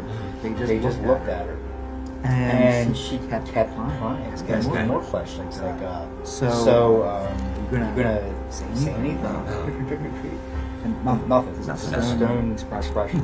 Wow. She's okay. Well, my mom was saying that. My mom was saying that. Yeah, she's like, just looking over. Oh my god. And she's okay. Well, here you go. Just toss the candy out in the bag. Goodbye. Have a good night. Just get out of here, right? And when my mom approached and the woman looked at my sister. She was like, "What the fuck is that?" She goes, my mom was like, that was really, that was just bizarre. Yeah. And I still remember it. Yeah. As young as I was, I remember it very well. Because it was very odd. Yeah. And I can't believe I never decided to make into a short story before. And you did it. The show. You can listen to that. What do you rate of Paranormal Show? Paranormal Radio, Friday night, 2 minutes. Actually, our second part with Howard Caddy.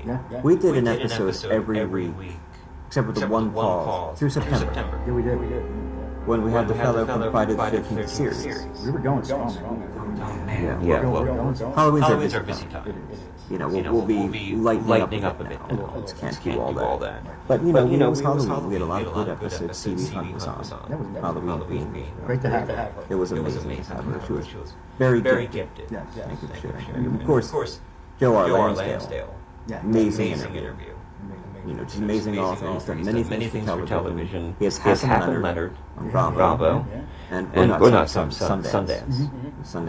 Channel. And of course, Bubba Hotep. Yeah. We had Heather Taddy from Paranormal State and the new show, Alien Highway. She was amazing. A lot of spooky ghost stories there. So we appreciate everyone coming on. Yeah. But we are in Cape May, live, broadcasting live on Facebook. And of course, the file will be available at www.whatdoyoupratedpodcast.com and all of our podcast services. And of course, on Paranormal Radio, probably this week, I'm going to get it out. See if I can edit it tomorrow morning, or maybe do it Sunday. But we have been out collecting ghost stories in Cape May for 2 days. Alison and I have been having a lot of fun doing that. And just we want, okay, I'll give you an example of what we did. We had dinner, then we went over to this tea shop, right? And just a wonderful place. One up, here's our card, here's the brochure, we're over at the Hotel Marquis De Lafayette. And we're collecting ghost stories. Have you ever had a paranormal experience, especially in Cape May? And they didn't really have one, but they heard this story of this little girl who would run down Washington Street Mall, hit their building like on the outside and then fade away. Because a lot of kids haunt Cape May. Like in this hotel. When we came here in February, I just had a CAT scan done, and we decided to get away for a few days, get to the ocean, be to ourselves. I saw this little kid I don't remember if it was a red shirt or not. Right, okay. Yeah, I didn't pay attention. I saw this little kid go running down the outside, like they have these outside corridors leading to the front of the building, and it turned the corner, and she was gone. You know, an object in February, but she was dressed like it was summer. You know, so maybe that particular ghost died in the summer. Yeah. Well, we've heard stories of a little girl that fell from one of the upper floors and died.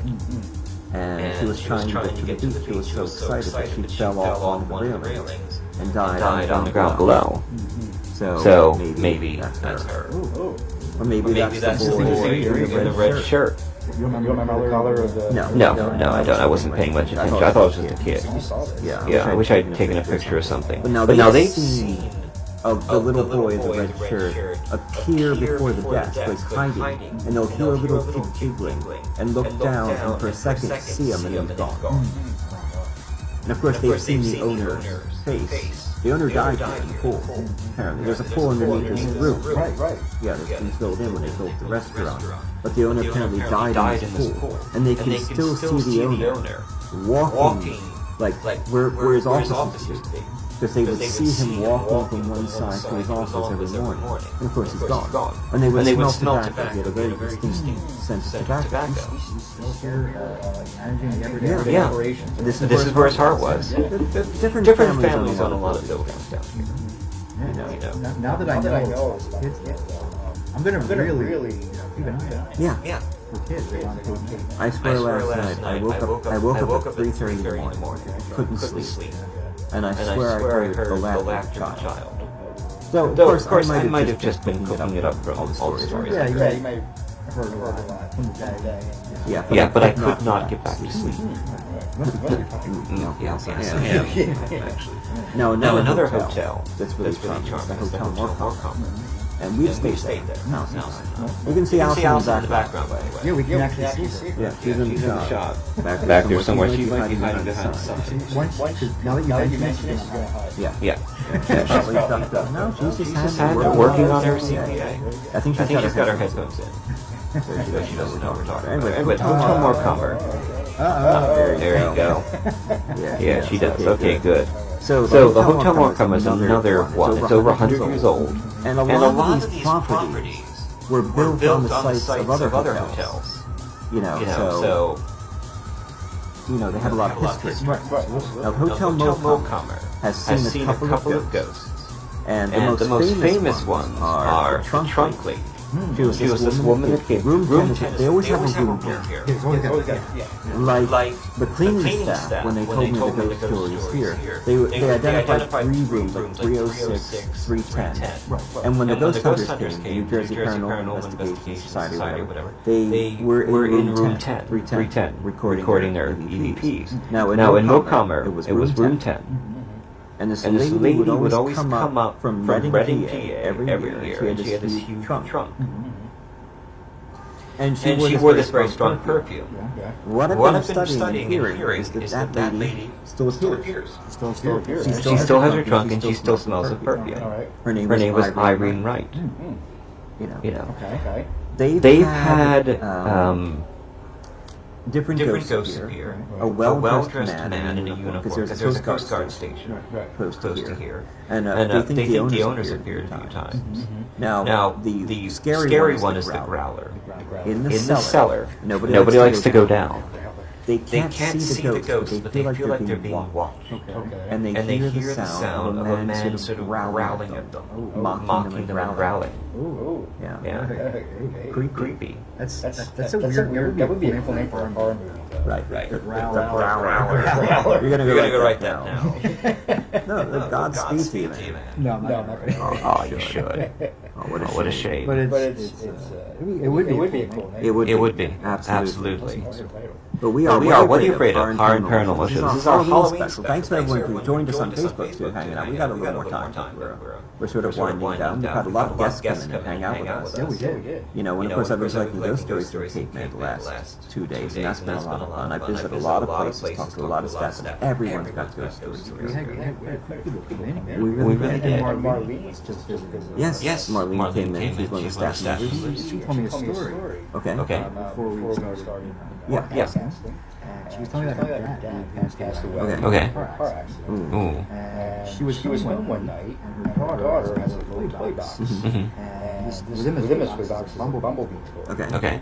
And it went off by itself. Okay. Just you have to. The way she described it was you actually have to push a button. You have to press it in. And there was no way it could have been by itself. It went off and said hello. Okay. Hello. Yeah. Right. Yeah. Hello. So you know, her dad had been kind of absent for a while. She was trying to get daddy around me. She would feel his presence. Yeah. Okay. You know, and she was asking, you make your presence known, let me know you're okay. Right. Things like that. And she started asking Bumblebee questions. Okay. And after each question, it would say hello. Okay. It would just say it. Hello. And she asked another question. Hello. Go off again. And then she would wait a little bit. See if it was like on an interval thing. Right. And it didn't. It was silent.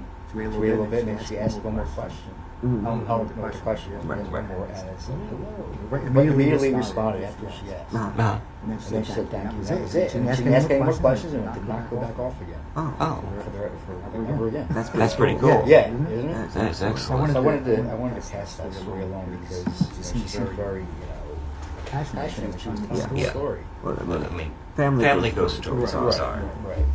So, Yeah.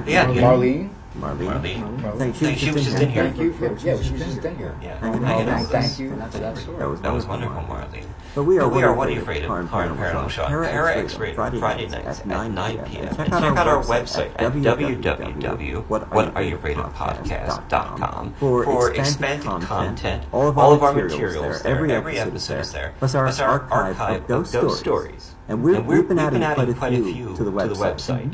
You can go over there and check them out. It's been incredible doing that. I've had a lot of fun doing that. We really built it up over time. You know. But we will be right back in a few minutes. We are in Cape May live from the Hotel Marquis De Lafayette, where Alice and I have been staying the last 2 days. And we're here tomorrow. We're leaving tomorrow night. It's been summer down here. It's been spring weather. Yeah, it's nice. It's been incredible. The weather down here. And we're so glad we came down. We were worried it was going to be cold and rainy. And autumn is something to see. Halloween is something to see in Cape May. You haven't seen it. Come on down. But we will be right back. What Are You Afraid Of? Horror and Paranormal Show is an eclectic audio magazine created by the authors T. Fox, Dunham, and Phil Thomas that explores everything dark, strange, paranormal, and creative through ghost stories, fiction, conversation, music, humor, and interviews with authors, filmmakers, crafters, historians, and paranormal investigators. We also create a series of author events.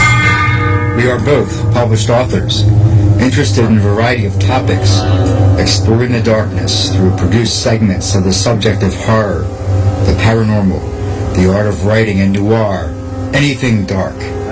Topics better enjoyed at night. We do the show to promote our published work, and we support other artists and authors with the show. We entertain to reach out to new readers. Fox and I record the show in the city of Philadelphia, and we are often on location in haunted sites and artist events. Listen to over 120 episodes on Parax Radio on Friday nights at 9 p.m. Eastern Standard Time. You can also find the show on most major podcast services, including iTunes, Spotify, Google Play, Stitcher, and many more.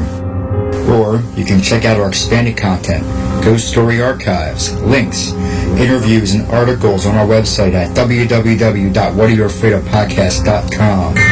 Email your true paranormal experiences to whatareyouafraidof117@gmail.com to be produced into narrated segments by our voice actors, or contact us through the website at www.whatareyouafraidofpodcast.com, where you can find guidelines about our ghost story submissions. We don't judge. Our mission is to tell a good story. What are you afraid of? Our Paranormal Show. Because it's more fun to play in the dark. Your source for everything paranormal. Para-X. Are you haunted by shadow people in the middle of the night? Do you secretly love all things creepy and spooky, enjoying ghost stories and horror fiction from the best storytellers? Do you have a true ghost experience you want to share, but no one will believe you? If yes, listen to the professionals on What Are You Afraid Of? Horror Paranormal Show, Friday nights at 9 p.m. on Para-X Radio and at www.whatareyouafraidofpodcast.com. What Are You Afraid Of on Para-X? Our creepy and demented hosts are on call to provide you with all your spooky needs with true ghost stories, interviews, indie music, and new horror fiction. We are ready to scare you. Para-X.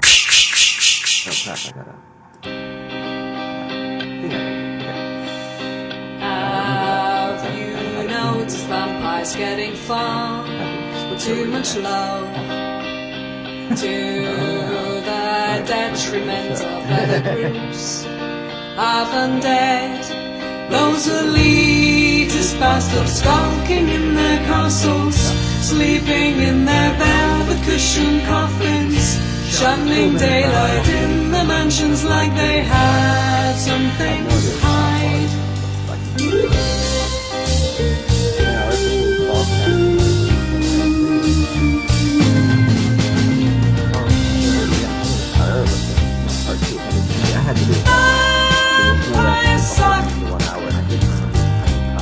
They're so not cool.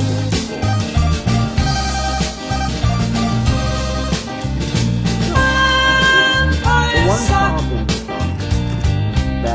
but zombies rule.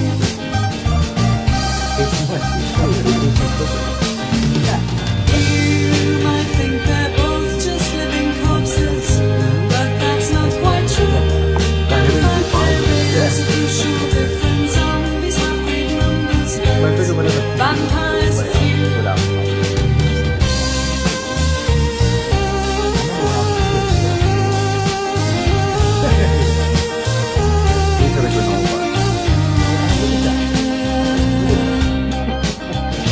Zombies are many, vampires are few.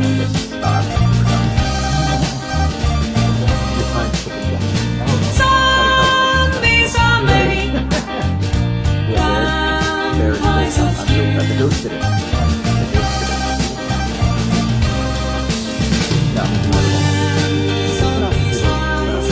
All the vampires can do is to flee to distant mountains where the mummies are hiding too.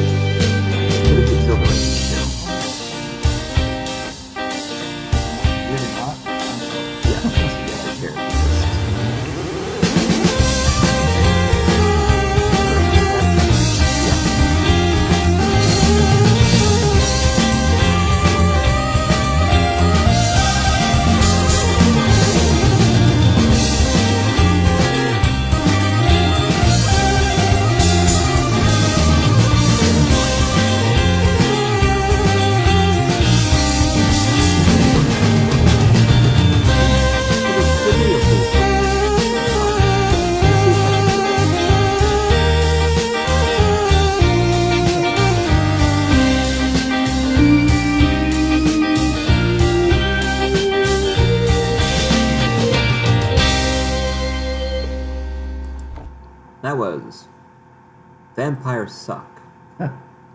Zombies Rule. Astro Metrics. Shared with a Creative Commons license. Now previously we played Monk Turner's Halloween Night. Monk is a good guy. And we always play that every Halloween. It's just fun. Yeah. Pipe organs and kids trick-or-treating. It captures the spirit of Halloween. It sure does. So, what are you doing on Halloween? What am I doing? Yeah. I'm just going to, give out candy. Okay. gonna watch some horror movies. Oh yeah. We have a few friends over. Great. I might make hamburger helper. Oh, okay. Like the cheeseburger kind. Yeah, sure. Yeah, I might do that. Nothing completely set in stone right now, though. Okay. You know, just typical. I'm not going to any Halloween parties or anything this year. What are you doing? I plan to bake. Okay. Now that the show's done for the 2019 season, I plan to make a nice dinner. Okay. I want to do some pumpkin scones, my soft pumpkin cookies with chocolate chips, Right. and of course, pumpkin cheesecake. Oh yeah. My pumpkin. I've gotten really good at it too. I know.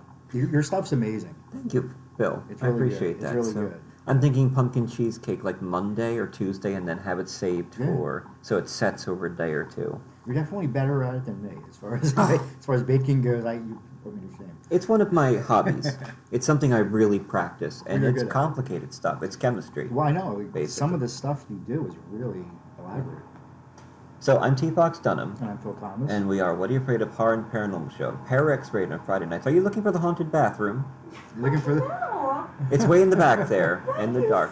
I see people have been looking for the haunted bathroom. Well, we've had people hanging out, visiting. You're the best. We are. Literally all the way to the back? Yeah, all the way in the back. You got to go back into the dark room. I'm so excited. Is it haunted for real? It's supposed Yes, to be, yeah. yes. The lights flicker. Yeah. One of the great bed and breakfasts here is the Angel of the Sea, right? And they have one ghost story that stands out among the others in Cape May. We're here in Cape May, live. A young woman was running late. She couldn't get into her room. She had forgotten her key, and I think someone else had it. Right. She was embarrassed. She didn't want to take the time to, so she knew that the window was unlocked, right? She actually shimmied out onto to the wall. Okay.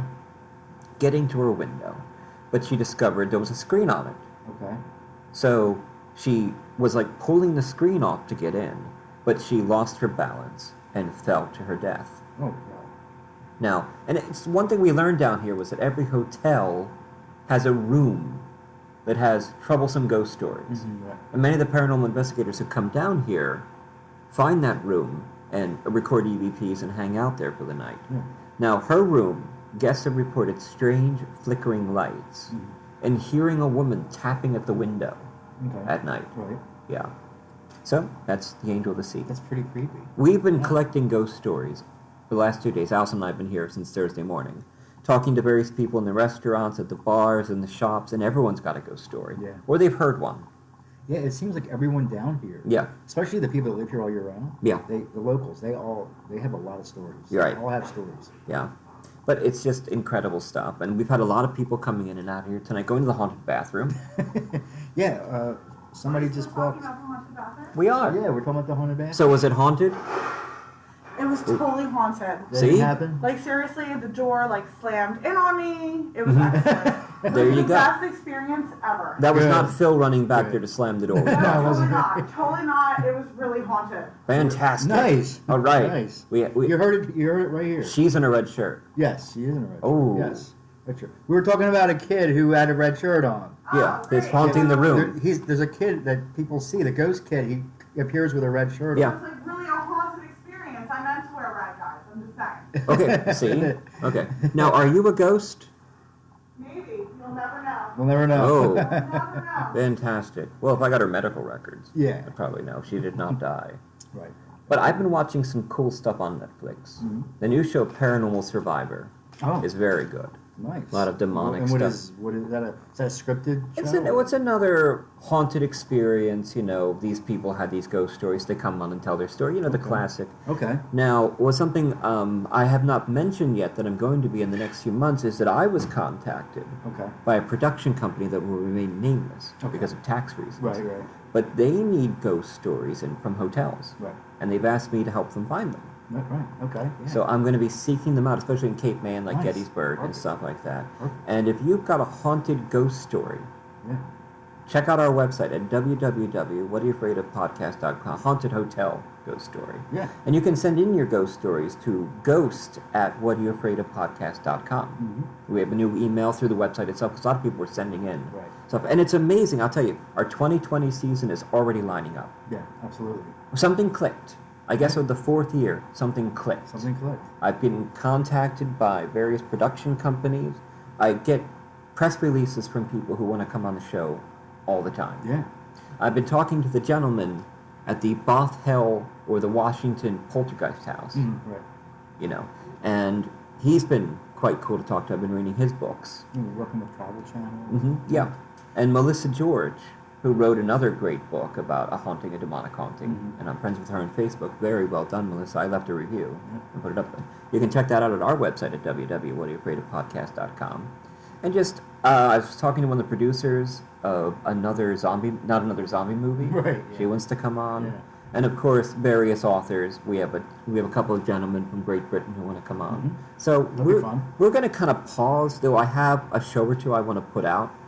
Parax Radio is making me take a break. They don't want me to get pneumonia again. Right, yeah, and neither do I. Yeah. Oh, you guys. Really? You need to take guys. a break. Yeah. Because, Yeah, I know. I've been. You don't want pneumonia. Especially around Halloween. Yeah. We've been pushing kind of You hard. getting your flu shot? I already have it. You already have it. I already have it. I'm getting one this week. Good. You get a pneumonia shot? What's it called? Prevnar 13 or something? I don't think so. Okay. Yeah, I'm not sure if it really works or pneumonia. Yeah. Well, I mean, is there one you can take? I don't think so. Oh, okay. Yeah. But we're here in Cape May. Yes, we are here. Yeah, and we've been researching ghost stories for a while. I've got many here. I got a lot of cards. Of course, it's a 2-hour episode. Right. Congress Hall is my favorite tonight. The Victorian gentleman without the face. Yeah. From Rachel, over at the Finn. They were here. Yeah. She came over and told it. Yeah, that was great. She took over. She jumped on. That was great timing. Yeah. She was actually here to tell the story. Yeah, right. Yeah. So they came. God, she brought in a crew of people. She did. And they just took over. It was a room of people. Yeah, that was a lot of fun. So it's fun to come and celebrate Halloween in a place like Cape May. It really is. It's really beautiful down here, and they're fighting hard to get people in the off season. Yeah. And tomorrow they're having a half marathon. Yeah. What is that? Well, it's honey. How many miles is a half marathon? 13.1. Thank There's you. also a craft show. Yeah, there's also a craft show and a lot of Okay. different events, various harvest festivals. There's a Halloween parade in Ocean City. I mean, they're doing a lot down here, and you wouldn't think to go to Cape May. Yeah. Do you know where we went? We were just in Lancaster, and we went to Field of Screams. Yeah, you were saying you went there. First time. Right. And what'd you think? We like to go to the various haunted houses and check them out. And we've all, of course, been to the ones in Bucks County and Montgomery County. You know, we had Mr. Newton Gilchrist, on from Sleepy Hollow in Newtown. And we went to Lancaster. We stayed overnight, which was a lot of fun. Allison had a job interview. Right. And we stayed overnight so we could spend the day exploring Lancaster the next day. We went to Field of Screams that night. And it's a very well put together production. Right. There are 4 haunts. There's a hayride in the beginning. Always do the hayride first. Yeah, you got it. Because that's timed. You have to, so you can get around. And then they have this haunted house that you go through. Beautiful house. Yeah. Like there were a ton of stairs there, and I had a cane. Okay. So everyone's looking at me terrified. They saw you in your cane. Yeah. And were like, oh my goodness. Yeah. Oh God, he's gonna fall. Because you go in there and there's just liability. It was like an M.C. Escher painting with all the staircases going into various walls. Yeah. So I mean, it was difficult for me. I had to really balance myself. But you go up into the attic and you're cringing down and walking through, and just they had you walk into this one room, and there's an occasional light that flashes, and you see row after row of these nurses with these white long faces peering to you from the darkness. It was amazing. Right. Yeah. That's pretty damn creepy. It was very damn creepy. There's a toxic waste dump. And the neat thing about Field of Screams is the attraction sort of flows into each other. So in the beginning, you're on a haunted hayride, and going down, of course, they sort of put you in a barn and then close the doors. You know what I mean? And then do their thing, and then you move on to the next one. So it's kind of like, it's like flows together. Yeah, flows together. You shut down and go into the next one, shut down. Well, that's kind of like Lulu. Remember? Yeah, Lulu. Yeah, they don't no longer do Lulu. No, it's gone. But they do the hayride. The hayride takes you to the haunted house. And there's always some redneck zone. And then you come out the back of the haunted house, right into the cornfield. Yeah, But they had this sort of toxic waste dump. Okay. And all these torches firing and gas going off, and like the hayride takes you through under this bridge, and then when you go through walk through it, you have to go over the bridge and down into it. It was really fun. Nice. Yeah, it was really fun. The house was amazing. You had a good time? We had a great time, Great. actually, and we went to a place called Bub's afterwards, Bub's Brewery, which is another haunted location. It's a brewery? It's a haunted brewery? A very intricate building with a restaurant in the basement. They have paranormal groups and tours that come through there, and just a wonderful place to have a late beer or pumpkin. I've been doing my pumpkin martinis, various things like that. Pumpkin martini. But we're winding So down. good. We're winding down. Yeah. Episode 131, our Halloween special. Yeah. This is our Halloween special. Yeah, we did some great episodes this season, and we'll be back. I think I'm going to throw in one episode. I've got this author I've been putting off for a while. I think we'll get that one in, so he'll get some promotion. And then we're kind of done. Yeah, for the Halloween season. For a Halloween season. We'll be back. Yeah, we'll be back in a month or two. We're going to try to come back for Christmas. Yeah. And do like a Yule themed. Right. We have a lot of fun. We get John Foster back on. He's always a lot of fun. So, talking about Christmas, there is a Santa Claus ghost here in Cape May. The Ghost of Santa Claus. Well, it's not the Ghost of Santa Claus. This is over at the Grand Hotel on Beach Avenue.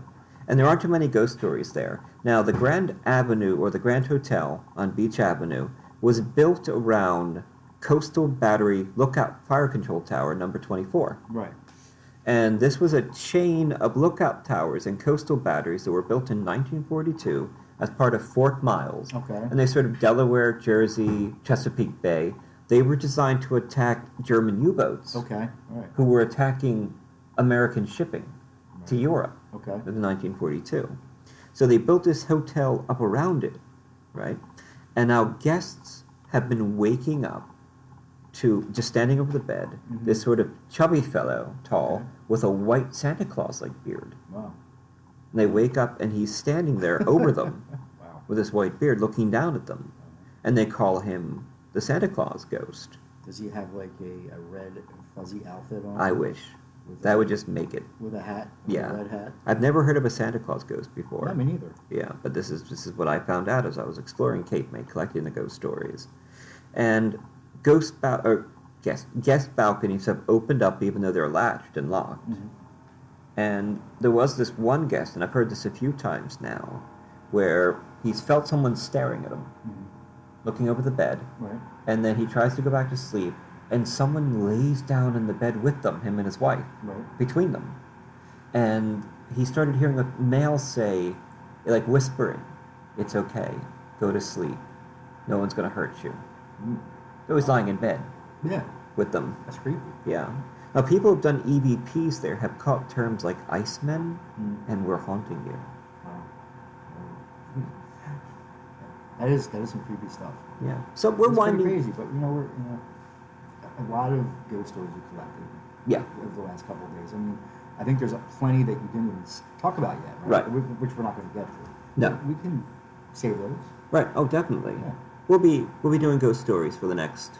For the next. We'll be doing ghost stories for the. I think our mic died. Really? Yeah. Wait, your mic? All of them. The battery died. Oh, hell. When did they die? I don't know. Crap. No, my battery works. Oh, it came back on? Yeah. I wonder when that happened. Okay, let's see. When my battery died. Check, test. I wonder when that happened. Huh. Nope, it went. Did it? Yeah. The battery died? Yeah. Oh, I guess we... It only, probably just happened. Yeah, I think so. It was on so long. I think after a couple hours ago. Yeah. Okay, well, we'll close up. Because I've actually used this doing filmmaking and collecting art. Okay. Yeah, I noticed it wasn't coming up on the thing. Yeah. When did you notice that? I'm not sure just now. Okay. Well, I guess we'll wrap it up then. Yeah. I'll just close it off there. Well, it's been a great episode. Yeah. Gotta thank the Marquis De Lafayette for bringing us down. here, and then house that had this wonderful room. And we had a great season. Thank you for everything you worked on and done. Yeah, absolutely. Yeah. And everything you've done is great. Thank you. So find us at www.whatareyouafraidofpodcast.com for our ghost stories and things like that. And and also check us out on Para X Radio on Friday nights at 9 p.m. where you can find our collection of ghost stories too on the website. I'm afraid the mic's going to die. And live shows are like this. They really are. I didn't realize the battery would actually die. We've been using these for 2 hours. I don't think we've ever gone this long. Yeah. So your battery is shut off? Yeah, it's okay now. Yeah. But I got to thank everybody for helping us out. I got to thank C.V. Hunt. Yes. Got to thank our Heather Taddy. Hopefully I'll bring her back on. And of course, Joe R. Lansdale was amazing. Thank you, Joe, very much. And C.V. Hunt was great. And of course, the fellow from Friday the 13th. Yeah. Played Johnny Ventura. Very good to have him on. But Phil, thank you for coming down to May. Absolutely. It's been very cool. I know. It's been wonderful, hasn't it? I'm so glad it all worked out. And of course, check us out at www.whatareyouafraidofpodcast.com for our extended episodes and all of our archives, ghost stories. And we're going to be back soon, I think, pretty soon. And then probably take a pause. But check out all of our episodes. And so before we go, what's your favorite Halloween movie? Halloween. 1970. I love that. That's wonderful. But thanks everyone. I gotta say, Day of the Dead or Dawn of the Dead. Yeah, the originals. The original Dawn of the Dead. Yeah. And of course you did the Halloween movie ranking. I did the ranking. Yeah. My favorite to least favorite. Right. Absolutely left out the Rob Zombies. Yeah. Because I haven't seen them all the way. Right. I just stick to those. Yeah, that's fine. You can do that. I do it every shut off like that. I guess I'll edit it and see. I think you're still good. I'm still seeing it pop up. So anyway, we'll be back. And thank you everyone. And I hope you all have a fantastic Halloween. Yes. Happy Halloween. I am T. Fox Dunham. And this is episode 131. Halloween Live from Cape May. Thank you, Hotel Marquis De Lafayette. That's how it happens. Giving my wife one vacation.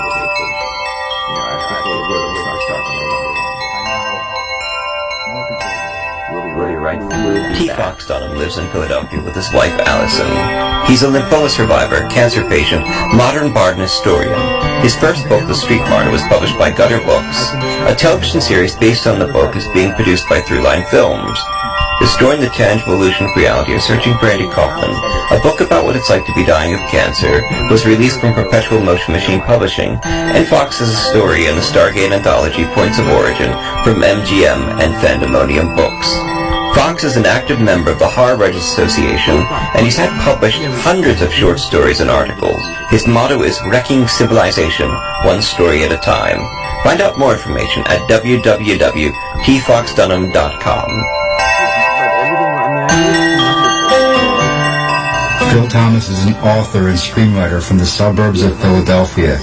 His screenplays have been produced into 2 feature films, False Face and Always from Darkness, and are available in major retailers such as Best Buy and Target, as well as availability on Netflix and Amazon Prime on demand.